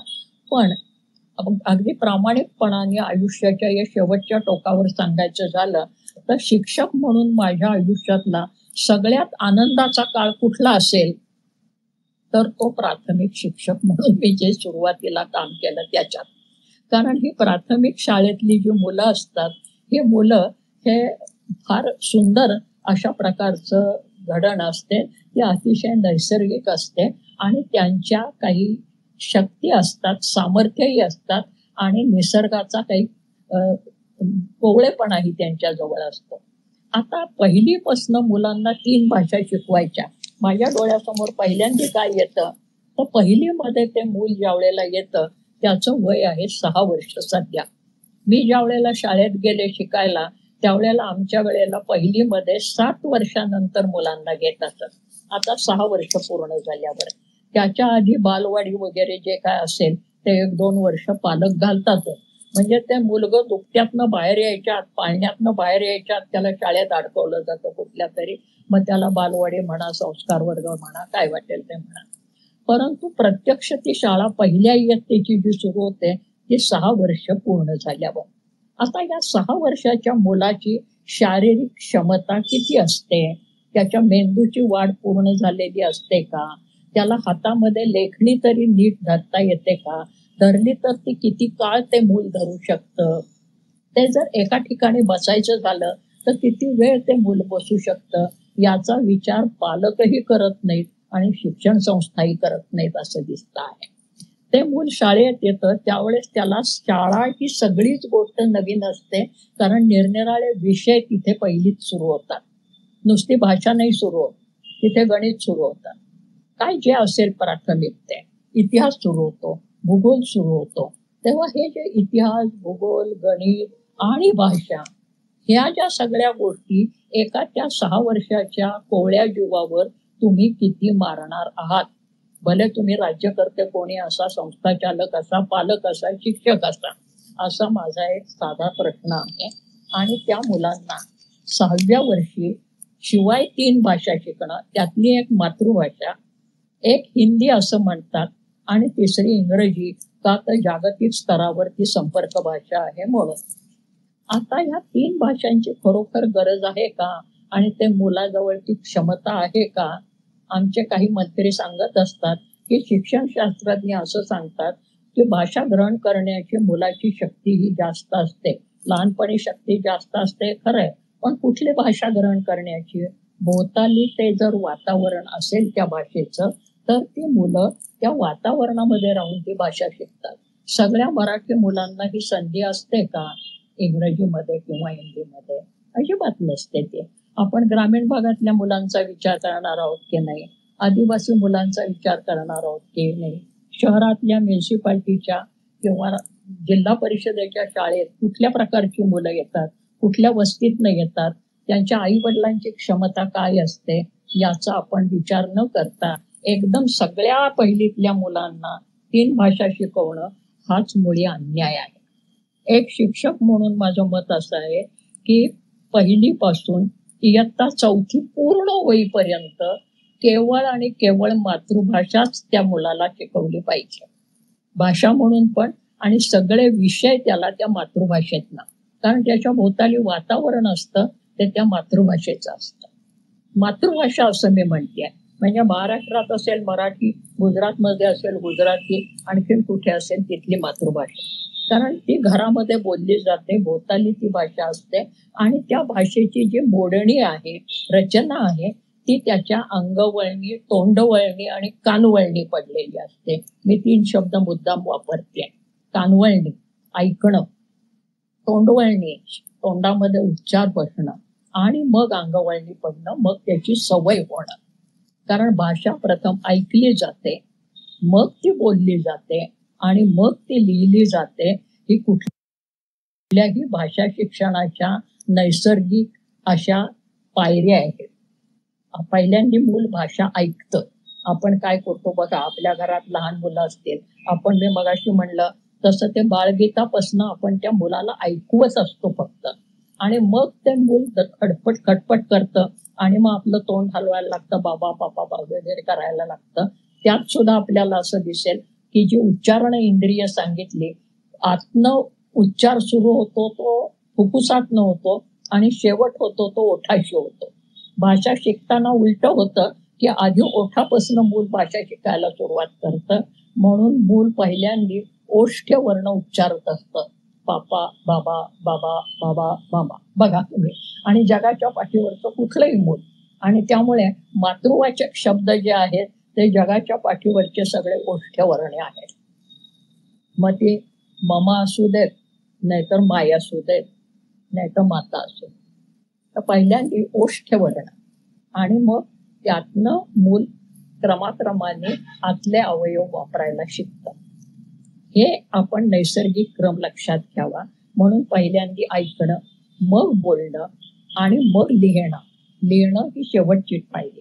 आज झालेलं आहे की ते पालक आणि शिक्षक सुद्धा ते शाळेत पोर गेलं रे गेलं की त्याच्या हातामध्ये लेखणी द्यायच्या मागे असतात. त्याच्या बोटांना सुद्धा अजून पुरेशी ताकद आलेली नसते. आज जे काही त्रिभाषा सूत्र नावाने मांडलं जात आहे, याच्या पाठीमागे राजकारण आहे की नाही मला माहीत नाही. एक शिक्षक म्हणून आणि एक पालक म्हणून, एक नागरिक म्हणून मी माझं मत स्पष्टपणे मांडण्याचा प्रयत्न केला, कारण हा माझा अनुभव आहे. त्या लहान मुलांना या पद्धतीनं शिकवलं तर ती मुलं चटकन शिकतात. 5वी पासून त्यांना दुसरी भाषा शिकवावी, आणि ती दुसरी भाषा कुठली असावी, त्यांच्या मातृभाषेला जवळ असलेली भाषा, म्हणजे उच्चाराच्या दृष्टीने आणि त्याच्या संकल्पनांच्या दृष्टीने. म्हणून 5वी पासून हिंदी शिकवायला हरकत नाही, आणि त्याच्यानंतर तिसरी भाषा, परदेशी भाषा शिकवायची असेल तर इंग्रजी असेल, जर्मन असेल, फ्रेंच असेल, कुठली असेल. तर त्यामुळे 4थी संपेपर्यंत त्या मुलाला मातृभाषा, नंतर दुसरी भाषा, आणि नंतर मग तिसरी भाषा ही पुढच्या वर्गात. तोपर्यंत मूल 10 वर्षाचं पूर्ण होतं, हेही लक्षात घ्या. आणि मग त्या मुलांच्यावर ते ओझं टाकलं तर ते जास्त योग्य होईल. अन्यथा तो मुलांच्यावर अन्याय आहे. आणि राजकारण्यांनी, पालकांनी, संस्था चालकांनी आपापले हितसंबंध साधण्यासाठी मुलांच्या वर बळजबरी करू नये आणि अन्याय करू नये, एवढंच मी सांगतो. धन्यवाद. अजून एक प्रश्न होता, तो या संदर्भात होता. तो बऱ्याच लोकांना पडला होता. म्हणजे आम्ही जेव्हा प्रश्न विचारायला घेतले तेव्हा त्यांचं एक मत होतं की आपण आपली मूळ मोडी भाषा, मोडी लिपी सोडून देवनागरी स्वीकारली म्हणून हा थोडा आपल्यासाठी झालेला कठीण काळ आला का? आपण देवनागरी स्वीकारली म्हणून तो हिंदीचं थोडंसं वाढलेला प्रभाव हा त्यामुळे आला का? त्याबद्दल तुमचं मत थोडक्यात जाणून घ्यायला आवडेल. अजिबात नाही. कारण मोडी लिपी जी आहे ती, ज्याला आपण इंग्रजी मधली रनिंग स्क्रिप्ट म्हणतो, तशी ती रनिंग आहे फक्त. कारण जुन्या काळामध्ये लेखन ही फार अवघड गोष्ट होती, आणि ग्रंथ लिहून घेणं याच्यासाठी विशिष्ट माणसं नेमली जायची. हे मी अनुभवलंय म्हणून तुम्हाला सांगते. कारण मी निरनिराळ्या ठिकाणच्या हस्तलिखितांचाही अभ्यास केलाय. विशेषतः तंजावरला शिवाजीराजांचे जे पुढच्या पिढीतले सरफोजी राजांच्या नावाने जे ग्रंथालय आहे, सरस्वती महाल ग्रंथालय, तिथे हस्तलिखित आहेत. आता तिथे काय आहे, सगळीकडे की लिपी ही मोडी आहे ही गोष्ट खरी आहे. आणि मोडी लिपी म्हणजे काय तर देवनागरीत जर तुम्ही म्हणजे जसं रोमन लिपी ही पहिली लिपी, दुसरी लिपी, तिसरी लिपी आणि मग आपण रनिंग म्हणतो, रनिंग स्क्रिप्ट, एकात एक अक्षर गुंफलेली अशी, तशी ती मोडी लिपी आहे असं आपल्याला दिसेल. आणि ती मोडी लिपी आपण सोडली असं नाही. ती मोडी लिपी देवनागरी लिपी ही आधीपासूनच आलेली आहे तिथे. त्यामुळे त्या ह्याच्यामध्ये सुद्धा तंजावरलाही मी पाहिलं की नंतरच्या काळामध्ये ती देवनागरी लिपीमध्ये लिहिलेलं आहे, सगळं मोडी लिपीत लिहिलेलं नाहीये.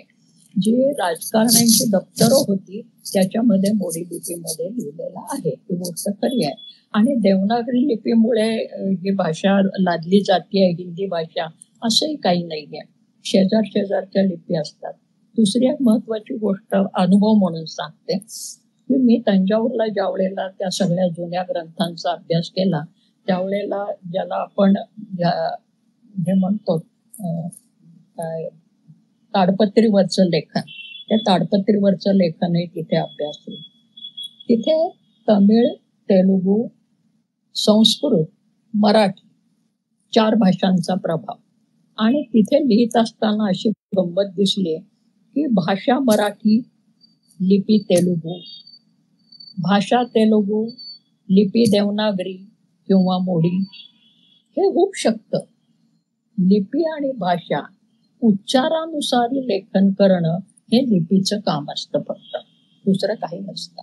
आणि मग जवळजवळच्या लिपी म्हणजे आता गुजराती आणि देवनागरी लिपीमध्ये पुष्कळ जवळपणा आहे. मी तो गुजराती शिकण्याचाही प्रयत्न केला म्हणून सांगते. तेव्हा जवळजवळच्या ह्या लिपी आहेत.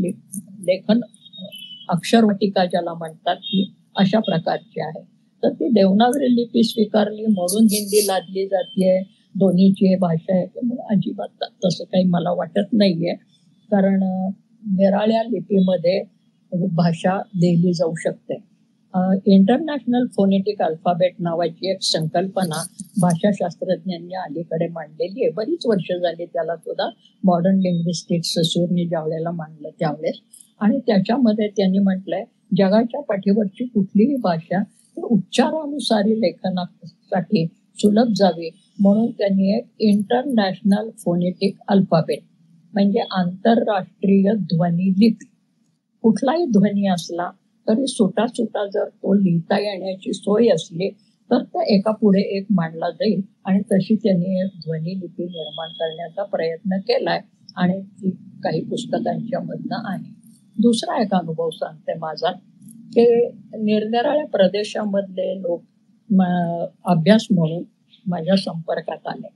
गुजरातमध्ये एका सेमिनारमध्ये एक ग्रस्त भेटले आणि त्यांनी रामायणावर काही संशोधन केलेलं होतं. आणि मी म्हटलं की मला ते तुमचं गुजरातीमधलं वाचता नाही यायचं. त्या पुस्तकाचं नाव येतेही सांगते. पटेल नावाचे ते ग्रस्त होते, प्राध्यापक पटेल सुरतचे. तर त्या पुस्तकाचं नाव आहे रामायणीय अंतरयात्रा, म्हणजे रामायणाचे आंतरिक संशोधन, म्हणजे आत रामायणाच्या आत काय आहे त्याबद्दलचं वगैरे. त्या रामायणीय अंतरयात्रा हे पुस्तक त्यांनी मला दिलं. आणि गंमत म्हणजे ते पुस्तक गुजराती भाषेमध्ये आहे पण लिपी देवनागरी. गोव्यामध्ये माझे बरेच मित्रमैत्रिणी आहेत तर त्याच्यामध्ये कोकणीचं प्राबल्य खूप मोठ्या प्रमाणावर आहे. पण भाषा लिपी जी आहे ती लिपी मात्र देवनागरी आहे. त्यामुळे देवनागरी लिपी आहे म्हणून हिंदी आमच्यावर लादली जाते हे कारण मला फारसं संयुक्तिक वाटत नाहीये. कारण उच्चारणानुसार लिहिण्यासाठी तुम्हाला कुठल्याही लिपीचा वापर करता येतो. आता आज आपल्याकडे पाहतो आपण की या मोबाईलवर मेसेज टाईप करत असताना, संदेश लिहित असताना अनेक लोक या रोमन म्हणजे इंग्रजी लिपीचा वापर करताना आपल्याला दिसतात. म्हणजे उच्चार मराठी असतो आणि लिपी मात्र ही इंग्रजी असते. तर याचा काही संबंध आहे की ती देवनागरी लिपी आपण स्वीकारली म्हणून असं झालं. आणि मोडी लिपी ही फार कमी लोकांना येत होती, ती सुद्धा सगळ्या लोकांना येत नव्हती त्या काळामध्ये सुद्धा. म्हणजे राजे दरबारात जे लेखनिक होणं लेखणी करत चालवणारे होते, म्हणजे ज्याला आपण कारकून सरकारकून म्हणू असे लोक होते ते. आणखीन लिहिणारे लोक हे फार कमी लोक होते. सगळे लोक काय त्या मोडी लिपीमध्ये लिहित नव्हता.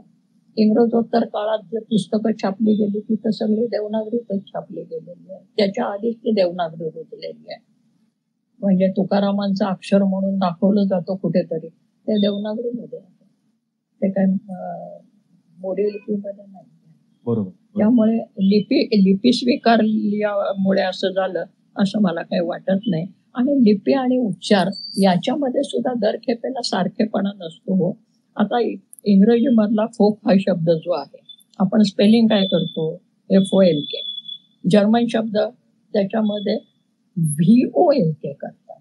आता त्या व्हीचा उच्चार F. म्हणजे उच्चार आणि लिपी यांच्यामध्ये जगाच्या पाठीवर सगळीकडे एकसारखापणा आहे का, तर तेही आपल्याला दिसत नाही. तर याचाही आपण विचार करावा असं मला वाटतं. आता मराठीमध्ये ज्ञानेश्वर म्हणतात, हिंदी भाषेत सगळे लिहिताना ज्ञ लिहिला तरी ज्ञानेश्वर म्हणतात, कारण त्या पंजाबीचा प्रभाव आहे. त्यामुळे उच्चारानुसारी लेखनाला सुटसुटीतपणा यावा यासाठी लिपी असते, आणि ती देवनागरी लिपी ही मराठीसाठी जास्त सोयीस्कर आहे असं मला वाटतं. बरोबर. धन्यवाद.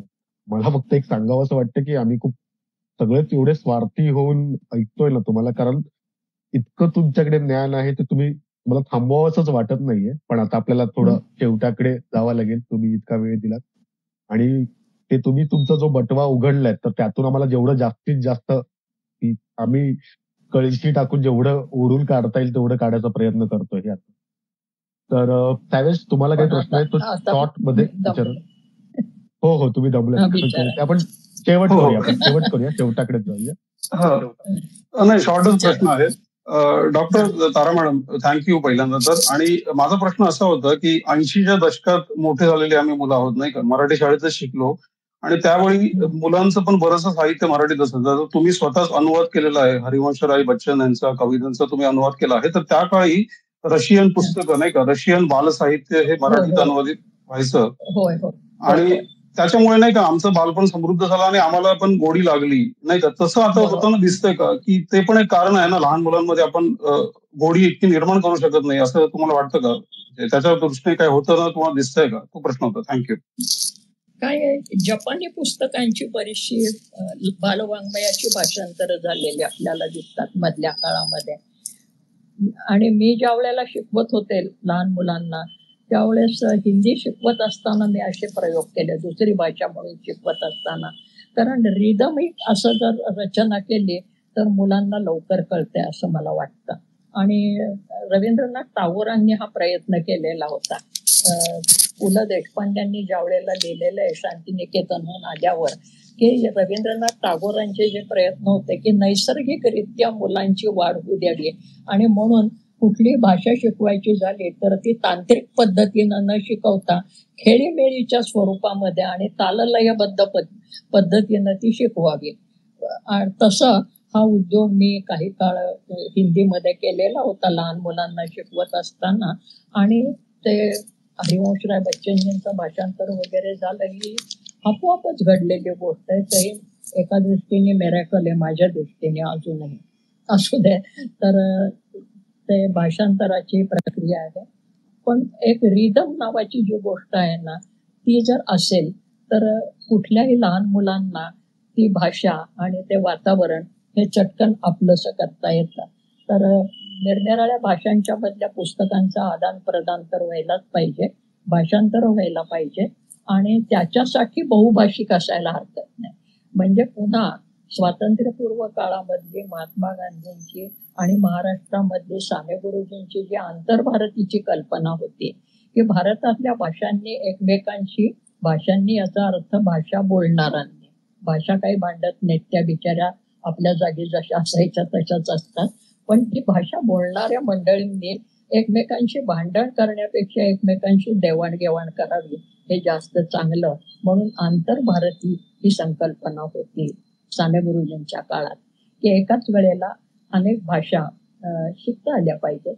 आता सुद्धा जे आग्रह धरतायत त्रिभाषा सूत्राचा, तर बरं झालं तुम्ही विचारलं, मला आता आठवलं म्हणून एक सांगते की आम्ही ज्या वेळेला शिकवायला सुरुवात केली त्यावेळेला राष्ट्रभाषा सभा नावाची एक संस्था होती, महाराष्ट्र राष्ट्रभाषा सभा, पुण्याला तिचं ऑफिस होतं आणि त्याच्यातर्फे हिंदीच्या परीक्षा घेतल्या जायच्या, पहिली परीक्षा, प्रवेश परीक्षा, प्रबोध परीक्षा वगैरे वगैरे. ज्याला कोणाला ती भाषा शिकायची असेल त्यांनी शाळेच्या विषयांच्या व्यतिरिक्त तेवढ्या विषयापुरता अभ्यास करून ती परीक्षा द्यावी. तशा इंग्रजीच्याही परीक्षा होत्या आणि आमच्या पतंगराव कदमांनी इकडे शिक्षण संस्था सुरू केल्या त्यावेळेला त्यांनी ग्रामीण भागात हा प्रयोग सुरू केलाय की मुलांना इंग्रजी मागे पडतात ग्रामीण भागातली मुलं, तर फक्त इंग्रजी पुरता ती परीक्षा द्यायची त्या वर्गातल्या विद्यार्थ्याला जे काही योग्य असेल त्या पद्धतीने. तेव्हा शाळा विषय बाह्य अशा परीक्षांचे जर हे केंद्र निर्माण झाले किंवा व्यवस्था, जसं महाराष्ट्र राष्ट्रभाषा होती तर त्याच्यामध्ये प्रबोध प्रवीण पासून म्हणजे ज्याला आपण म्हणू की प्रवीण परीक्षा ही SSCच्या समकक्ष असायची, पंडित परीक्षा ही MA समकक्ष असायची, त्या पंडित परीक्षेमध्ये सुद्धा पुन्हा अनुवाद पंडित वगैरेही असायचं. तर तशा चढत्या श्रेणीने एखादी भाषा शिकण्यासाठी ती व्यवस्था व्हावी. पुण्याला जसे रानडे इन्स्टिट्यूट आहे, निरनिराळ्या भाषा तिथे शिकवल्या जातात देशी परदेशी. तर तशी स्वतंत्र यंत्रणा जर असेल तर ज्या विद्यार्थ्यांना शिकायचे आणि ज्यांची पात्रता आहे त्यांनी त्या पद्धतीनं त्या विषय शिकायला हरकत नाही. आणि भाषांचा आदान प्रदान करण्यासाठी भाषांतर तर व्हायलाच पाहिजे. भाषांतर हल्ली पुष्कळ होत आहेत, पण आपण म्हणता तसं लहान मुलांच्यासाठी फार कमी भाषांतर असतं असं दिसतं. पण जपानीमधली बरीचशी भाषांतरं झालेली होती मधल्या काळात आणि चित्रपट पण आलेले होते असं मला आठवतं. एक कौतुकास्पद हे वर्णन आहे की एकाने कमेंट केली आहे ती अशी आहे की मॅडम तुमचं साहित्य संमेलनाचं उद्घाटनावेळीचं भाषण खूप वेळा ऐकलं आणि प्रत्येक वेळी ऐकताना अंगावर काटा आलाय. तो ही मला वाटतं ही प्रत्येकाचीच भावना आहे. मला तोच प्रश्न घेऊन मी आलो होतो. मॅडम नमस्कार, थोडासा हलका प्रश्न विचारायचा होता मला. तुम्ही ज्यावेळी दिल्लीमध्ये व्यासपीठावर जे भाषण करत होतात त्याच्यातले विशेषतः 2 स्टेटमेंट हे मराठी मनांवरती कायम राहतील. त्याच्यामध्ये एक पहिलं तुम्ही विठ्ठलाचं जे वर्णन केलं आहे तो एक भाग, आणि दुसरं तुम्ही जे आईचं उदाहरण दिलं की मराठी भाषेचा जन्म हा आईच्या ओवीमधून झाला असेल, ते वाक्य आम्ही बऱ्याचदा ऐकतो. मी स्वतः ते भाषण तुमचं कमीत कमी 7-8 वेळा ऐकलं. तर त्यावेळी तुमच्या भावना नेमक्या काय होत्या, तोच प्रश्न मी घेऊन आलो होतो. आणि दुसरं छोटासा त्याला ऍडिशन, कदाचित तुम्ही अध्यक्ष झालेलं हे बऱ्याच वर्षानंतरचं मराठी संमेलन असावं की जे कुठल्याही वादविवादाशिवाय पार पडलं, त्याच्याबद्दल एक थोडं. काय झालं, तुमच्या दुसऱ्या प्रश्नाचं उत्तर आधी देते की वादविवादाशिवाय अध्यक्षपदाची निवड झाली तर बहुधा लोकांना असं वाटलं असेल की एक म्हातारी बाई आहे, म्हातारपणे तिला हे अध्यक्षपद मिळालंय, हे करून करून काय करणार, कशाला उगीच वादावादी करा, म्हणून कदाचित लोक गप्प बसले असतील असं वाटतंय. नंतर त्यांना ते जरा त्रासदायक झालं असेल, सहन करणाऱ्यांना माहित नाही मला. पण तुम्ही म्हणता तशा सकारात्मक प्रतिक्रिया खूप आलेल्या आहेत आणि त्याचा मला निश्चितपणे आनंद वाटतो. आणि म्हणूनच मी अनेक ठिकाणी म्हटलेलं आहे की आयुष्याच्या उत्तरायणाच्या टोकावर अपघाताने मिळालेलं मला हे अध्यक्षपद आहे. कारण निवडणूक नावाची गोष्ट असते तर मी कधीही आपण होऊन त्या फंदात पडले नसते. हे लोकांनी निवड करून दिलेली आहे, म्हणून ही निवड मराठी माणसांची आहे, मराठी भाषकांची आहे. व्यक्ती हे निमित्त आहे असं मला वाटतं. आणि तिथे जर माझं भाषण आपल्याला आवडलं असेल तर मी असं म्हणेन की मी फक्त तुमचा सगळ्यांचा आवाज झाले. मनातले जे विचार होते ते तुमचे सगळे मराठी भाषकांचे, बहुसंख्य मराठी भाषकांचे विचार ते होते. आता सुरुवातीला मी जे बोलले तिथे विज्ञान भवनामध्ये ते भाषण माझं पूर्णपणे उत्स्फूर्त होतं. एकही अक्षर मी ते लिहिलेलं नव्हतं, कारण त्या ठिकाणी विठ्ठलाची मूर्ती दिली जाणार आहे हे पण मला माहीत नव्हतं. पण विठ्ठल रखुमाईची मूर्ती पाहिल्यानंतर माझ्या मनामध्ये जे भाव उमळून आले ते मी त्या ठिकाणी व्यक्त केलेले आहेत. आणि आमच्या विठ्ठलामध्ये सर्व देवतांचा म्हणजे सर्व भावनांचा समुच्चय. देव म्हटलं की मग पुन्हा अंधश्रद्धा वगैरे येतं, तसं नाही. सर्व भावना म्हणजे विठ्ठलाला आम्ही बापही म्हणतो आणि विठ्ठलाला आईही म्हणतो, भाऊही म्हणतो आणि बहीणही म्हणतो, विठाई पण म्हणतो. म्हणजे तो विठोबा माऊली आहे, तो माऊलीही असते ती विठाई माऊली माहिती. म्हणून त्याच्यामध्ये आई पण आहे. आणि हा जो काही मातृभाव आहे, हा मातृभाव हा जोडणारा भाव असतो. कारण आईचं प्रेम ते जोडणारं प्रेम असतं, ते तोडणारं नसतं. आणि म्हणून मी म्हटलं की ज्ञानेश्वर माऊली, ज्ञानेश्वरांना सुद्धा माऊली म्हणतात. तुम्ही आळंदी परिसरात गेलात तर कोणीही ज्ञानेश्वर असा शब्द उच्चारत नाही, माऊली म्हणतात. कारण माऊली याचा अर्थ ही जो आणि प्रेम करणारी अशी भावना आहे. आणि त्या अर्थाने मी फक्त म्हटलंय की पहिलं गाणं कुठलं असेल तर आईने ज्या वेळेला आपल्या बाळासाठी ओवी गायली ते कदाचित मराठीतलं पहिलं गाणं असेल, असू शकेल. कारण त्यात जी उत्स्फूर्तता आहे आणि त्याच्यामध्ये जी आत्मीयता आहे ती दुसऱ्या कुठल्या प्रेमामध्ये असते असं वाटत नाही. आणि म्हणून ते आपोआप माझ्या मुखातनं वाक्य गेलं. कदाचित ते विठाई माऊलीने माझ्या तोंडून वदवलं असेल आणि तुम्हाला ते बरं वाटलं असेल, याचा मला आनंद आहे. धन्यवाद धन्यवाद. मला आपण आता शेवट करूया याचा.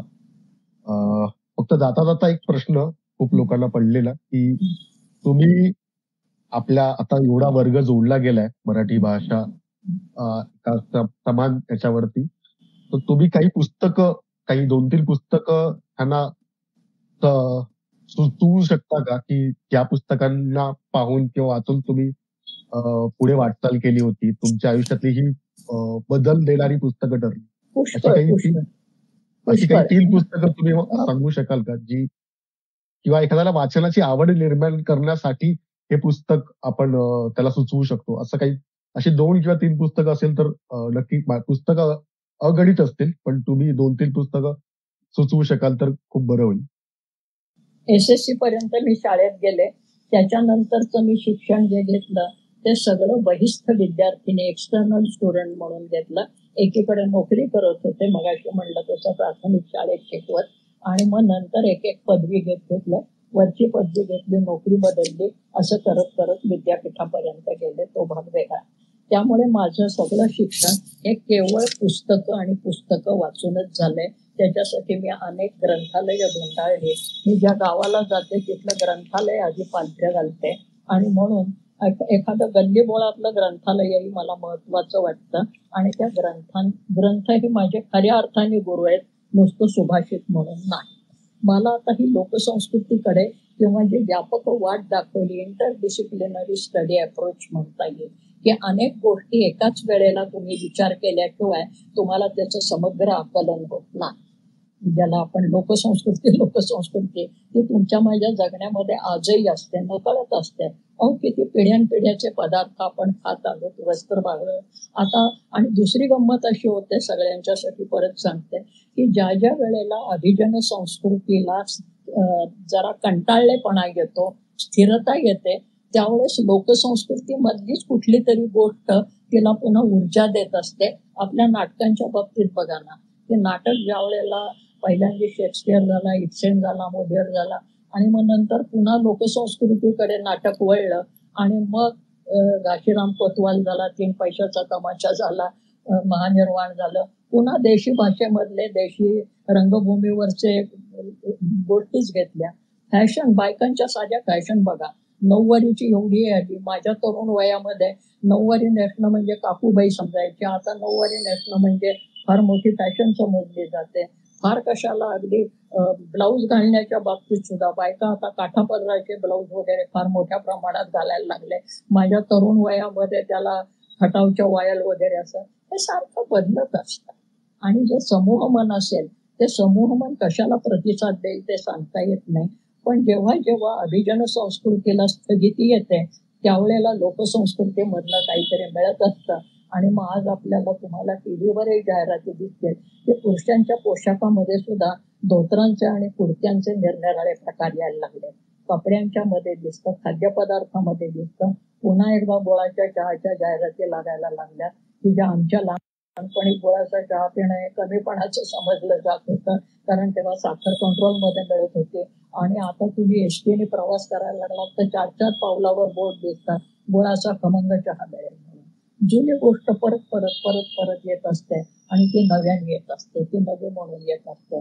किंवा चुलीवरची भाकरी मिळेल, चुलीवरचं मटण मिळेल, किंवा कांदा मिळेल, लसणीची चटणी मिळेल. एक काळ असा होता मधला काळ की हे सगळे गावठी पदार्थ समजले जायचे आणि अभिजन लोक जेव्हा टेबला खुर्चीवर बसून जेवायला लागले त्यावेळेला हे फार त्याज्य समजले जायचे. आता पुन्हा त्याला एक उर्जितावस्था आलेली आहे आणि पंचतारांकित हॉटेलमध्ये कढाई पिठलं म्हणून आम्ही ते आवर्जून मागवत असतो दामदुप्पट पैसे देऊन. तर ह्या गोष्टी परत परत परत परत होत असतात असं मला वाटतं.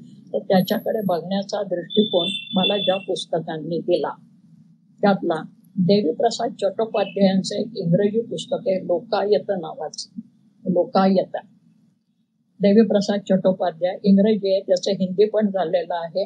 आणि मला ते वाईच्या प्राध्यापक शाळेमध्ये लक्ष्मण शास्त्री जोशींनी ते सुचवलेलं होतं. तसंच दुसरं पुस्तक डॉक्टर रामचंद्र चिंतामण डेरे यांचं लज्जागौरी. संबंध स्त्री जीवनाचा अँथ्रोपॉलॉजिकल हिस्ट्री जर बघायची झाली तर तुम्हाला लज्जागौरी, त्याचं इंग्रजी पण झालेलं आहे आता मोठ्या प्रमाणामध्ये. तसंच सर जेम्स फ्रेझर यांचं मॅजिक अँड रिलिजन, म्हणजे धर्माची बांधणी कशी होते, श्रद्धा कशा बांधल्या जातात आणि त्याची स्वरूप काय असतात वगैरे वगैरे. आणि पुढे सर जेम्स फ्रेझरने द गोल्डन बाव म्हणून जगाच्या पाठीवरच्या आदिवासी समाजांचे केलेले अभ्यास त्याची आहे.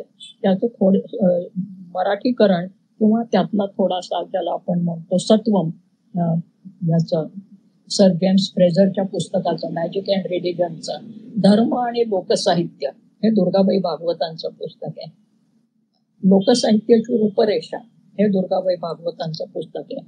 आणि आणखीन एक महत्वाचं पुस्तक भारतीय विवाह संस्थेचा इतिहास, विश्वनाथ काशीनाथ राजवाडे. पुराण कथांच्या बद्दल आता बरंच लोक काय काय लिहित आहेत, परंतु आपल्याकडे धर्मानंद कोसंबे यांचं पुराणकथा आणि वास्तवता, मिथ अँड रियालिटी हे मुळामधलं त्यांचं इंग्रजी पुस्तक आहे, पुराणकथा आणि वास्तवता.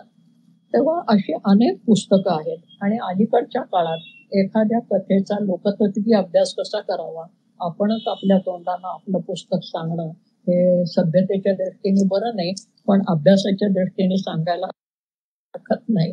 सीतायन नावाचं पुस्तक अलीकडे माझं आलेलं आहे आणि ते मराठीमध्ये बरंच गाजतंय. ही एकच कथा ही निरनिराळ्या समूहामध्ये कशा प्रकारे विकसित होते असं मी म्हणते. हे रामायणाला विरोध, अमक्याला विरोध, तमक्याला विरोध, हे सगळ्या भानगडी बाजूला ठेवून मी फक्त 5-6 सीता म्हणजे रामायणावर 200-250 रामायण आहेत डॉक्युमेंटेशन झालेली, लिपिबद्ध झालेली, त्यातली लोकपरंपरेमधनं चालत आलेली आणि भारतभरच्या निरनिराळ्या भाषांच्या मधली आहेत. त्याच्यामधली मी एक 4-5 कथा फक्त मोजक्या घेतल्या, त्या ओरिजिनल आहेत. माझ्या पदरचा एकही शब्द त्यात नाही. त्यातला एक बंगाली रामायण आहे, कन्नड रामायण आहे, आदिवासींचं आहे, मराठी बायकांच्या जात्यावरच्या ओव्यांच्या मधला आहे, बुद्ध परंपरेमधला आहे. तेव्हा त्या परंपरेमध्ये ही रामकथा कशी घडत गेली आणि विशेषतः त्याच्यामध्ये सीता, कारण त्याच्यात सीता प्रधान आहे म्हणून मी त्याला सीतायन हे शीर्षक दिलंय.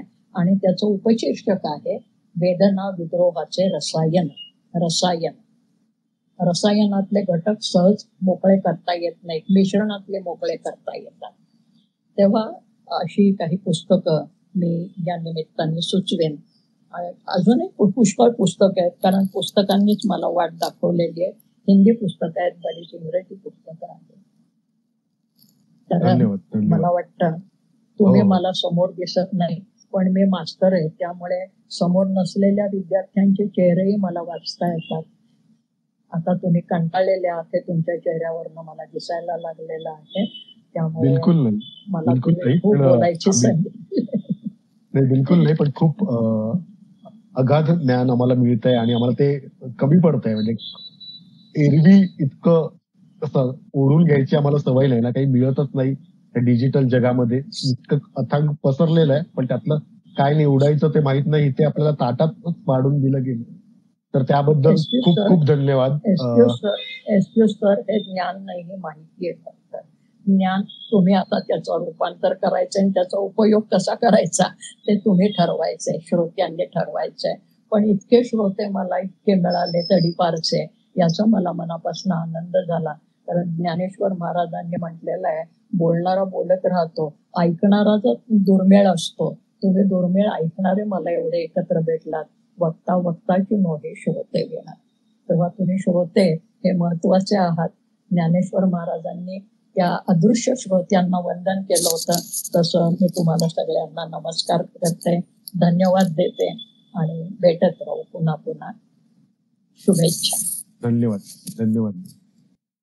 खूप खूप आभार अक्का. म्हणजे आभार आणि धन्यवाद हे खूप लहान शब्द आहेत. तुम्ही इतका वेळ दिलात, वेळात वेळ काढून आम्हाला तुमची माहिती तुम्ही जसं म्हणालात ते आमच्यापर्यंत पोहोचवली. बरं, मी तुमचं ते लोक संस्कृतीच्या पाऊलखुणा वाचलंय आणि तुम्ही आहात खरंच त्याच लोकसंस्कृतीच्या पाऊलखुणा जपणाऱ्या तुम्ही तो वटवृक्ष आहात. खूप खूप सुंदर वाटलं आज तुमच्याकडून इतकं सगळं ऐकून. आणि मी खरंच म्हणजे काय म्हणू, मी आभारी आहे तुम्ही आलात आणि तुम्ही आज या संध्येला खूप चांगलं बनवलं आमच्यासाठी.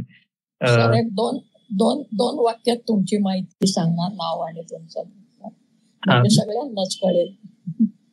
नावं सांगायला काही हरकत नाही, पण ट्विटर हे जग असं आहे की ते निनावी माणसं सगळी आहेत आणि निनावी माणसांचं एक जग तयार झालंय. ठीक आहे, मग तुम्ही मला माझ्या व्हॉट्सअपवर स्वतंत्रपणे टाका. नक्की नक्की नक्की. आपण तर बोलतोच फोनवरती, पण हा उपक्रमाबद्दल मी थोडीशी माहिती देतो एक दोन ओळींमध्ये. आम्ही एक ट्विटर सांस्कृतिक मंडळ तयार केलंय, जे ट्विटरवरती वेगवेगळ्या साहित्य कलागुणांना वाव देणारं, मग त्यात कविता असतील, लेख असतील, नाट्यछटा असतील. जसं रेडिओवरती एकांकिका व्हायच्या, तशा आम्ही या स्पीकरच्या माध्यमातून ट्विटर स्पेसेस वरती एकांकिका करायचा प्रयत्न करलाय. नाट्य वाचन असेल, असं वेगवेगळे. यानंतर आपला पुढील एक अविनाश काठवटे नावाचा एक मुलगा आहे, जो ज्याची खूप कविता मैफिलीत तू माझ्या यायला हवे होते, ही खूप गाजलेली कविता झाली आहे. त्यालाही आम्ही बोलवतोय, तोही यायला तयार झालाय. तर अशी वेगवेगळी माणसं जोडत जाऊन आपला मराठीचा वारसा, कुसुमाग्रजांच्या भाषेत सांगायचं झालं तर, तुम्ही जसं पाठीवरती हात ठेवून नुसतं लढ म्हणा, आम्ही तो वारसा पुढे घेऊन चालू. आणि धन्यवाद, तुम्ही एवढ्या शब्दाला मान देऊन आलात डॉक्टर ताराबाई तुम्ही. आणि मला ती खरोखर ती हातात पट्टी घेतलेली माझी शिक्षिका आठवली, माझ्या शाळेतली. पट्टी घेतली माझ्या बाईंनी घेतली होती. तर धन्यवाद, तुम्ही आलात ताराबाई. आणि घेतली असते तर तुम्ही मला बोलवलं नसतं. नाही, मी तर म्हणतो की ही सुरुवात आहे आपली. आपण पुढे अजून भविष्यात नक्कीच अजून एखादी अशी एक स्पेस नक्की पुन्हा एकदा ऑर्गनाईज करू, वेगळ्या विषयाने करू. सगळं तुमचं आम्ही सहजासहजी नाही सोडणार तुम्हाला, इतकं ज्ञान, इतकी माहिती असलेली व्यक्तिमत्व. तर धन्यवाद आलात. आणि आपण ही स्पेस इथे एंड करूया. हे पेज आहे ट्विटर सांस्कृतिक मंडळ, हे लोकांनी लाईक करावं आणि यातली माहिती अजून शेअर करावी जास्तीत जास्त लोकांपर्यंत. ताराबाईंनी सांगितलेली, डॉक्टर तारा यांनी सांगितलेल्या पुस्तकांची लिस्ट पण आपण टाकूया, जेणेकरून तुम्हाला ती कळेल की त्यांनी कुठली कुठली पुस्तकं सांगितली होती. मग ती तुम्ही मागून वाचूही शकता. आणि सीताईल पुस्तक मी स्वतः सांगणार होतो. तर धन्यवाद डॉक्टर तारा, तुम्ही आलात. ताराबाई तुम्ही धन्यवाद. खूप त्या पलीकडे मला खूप ऋणी आहोत ट्विटर सांस्कृतिक मंडळ. आणि तुमच्या याने ह्या उपक्रमाची सुरुवात झाली, तर हा उपक्रम अजून वाढीस लागो आणि जास्तीत जास्त लोक जोडले जावं, तर ही अपेक्षा करूया आणि ही स्पेस संपूया.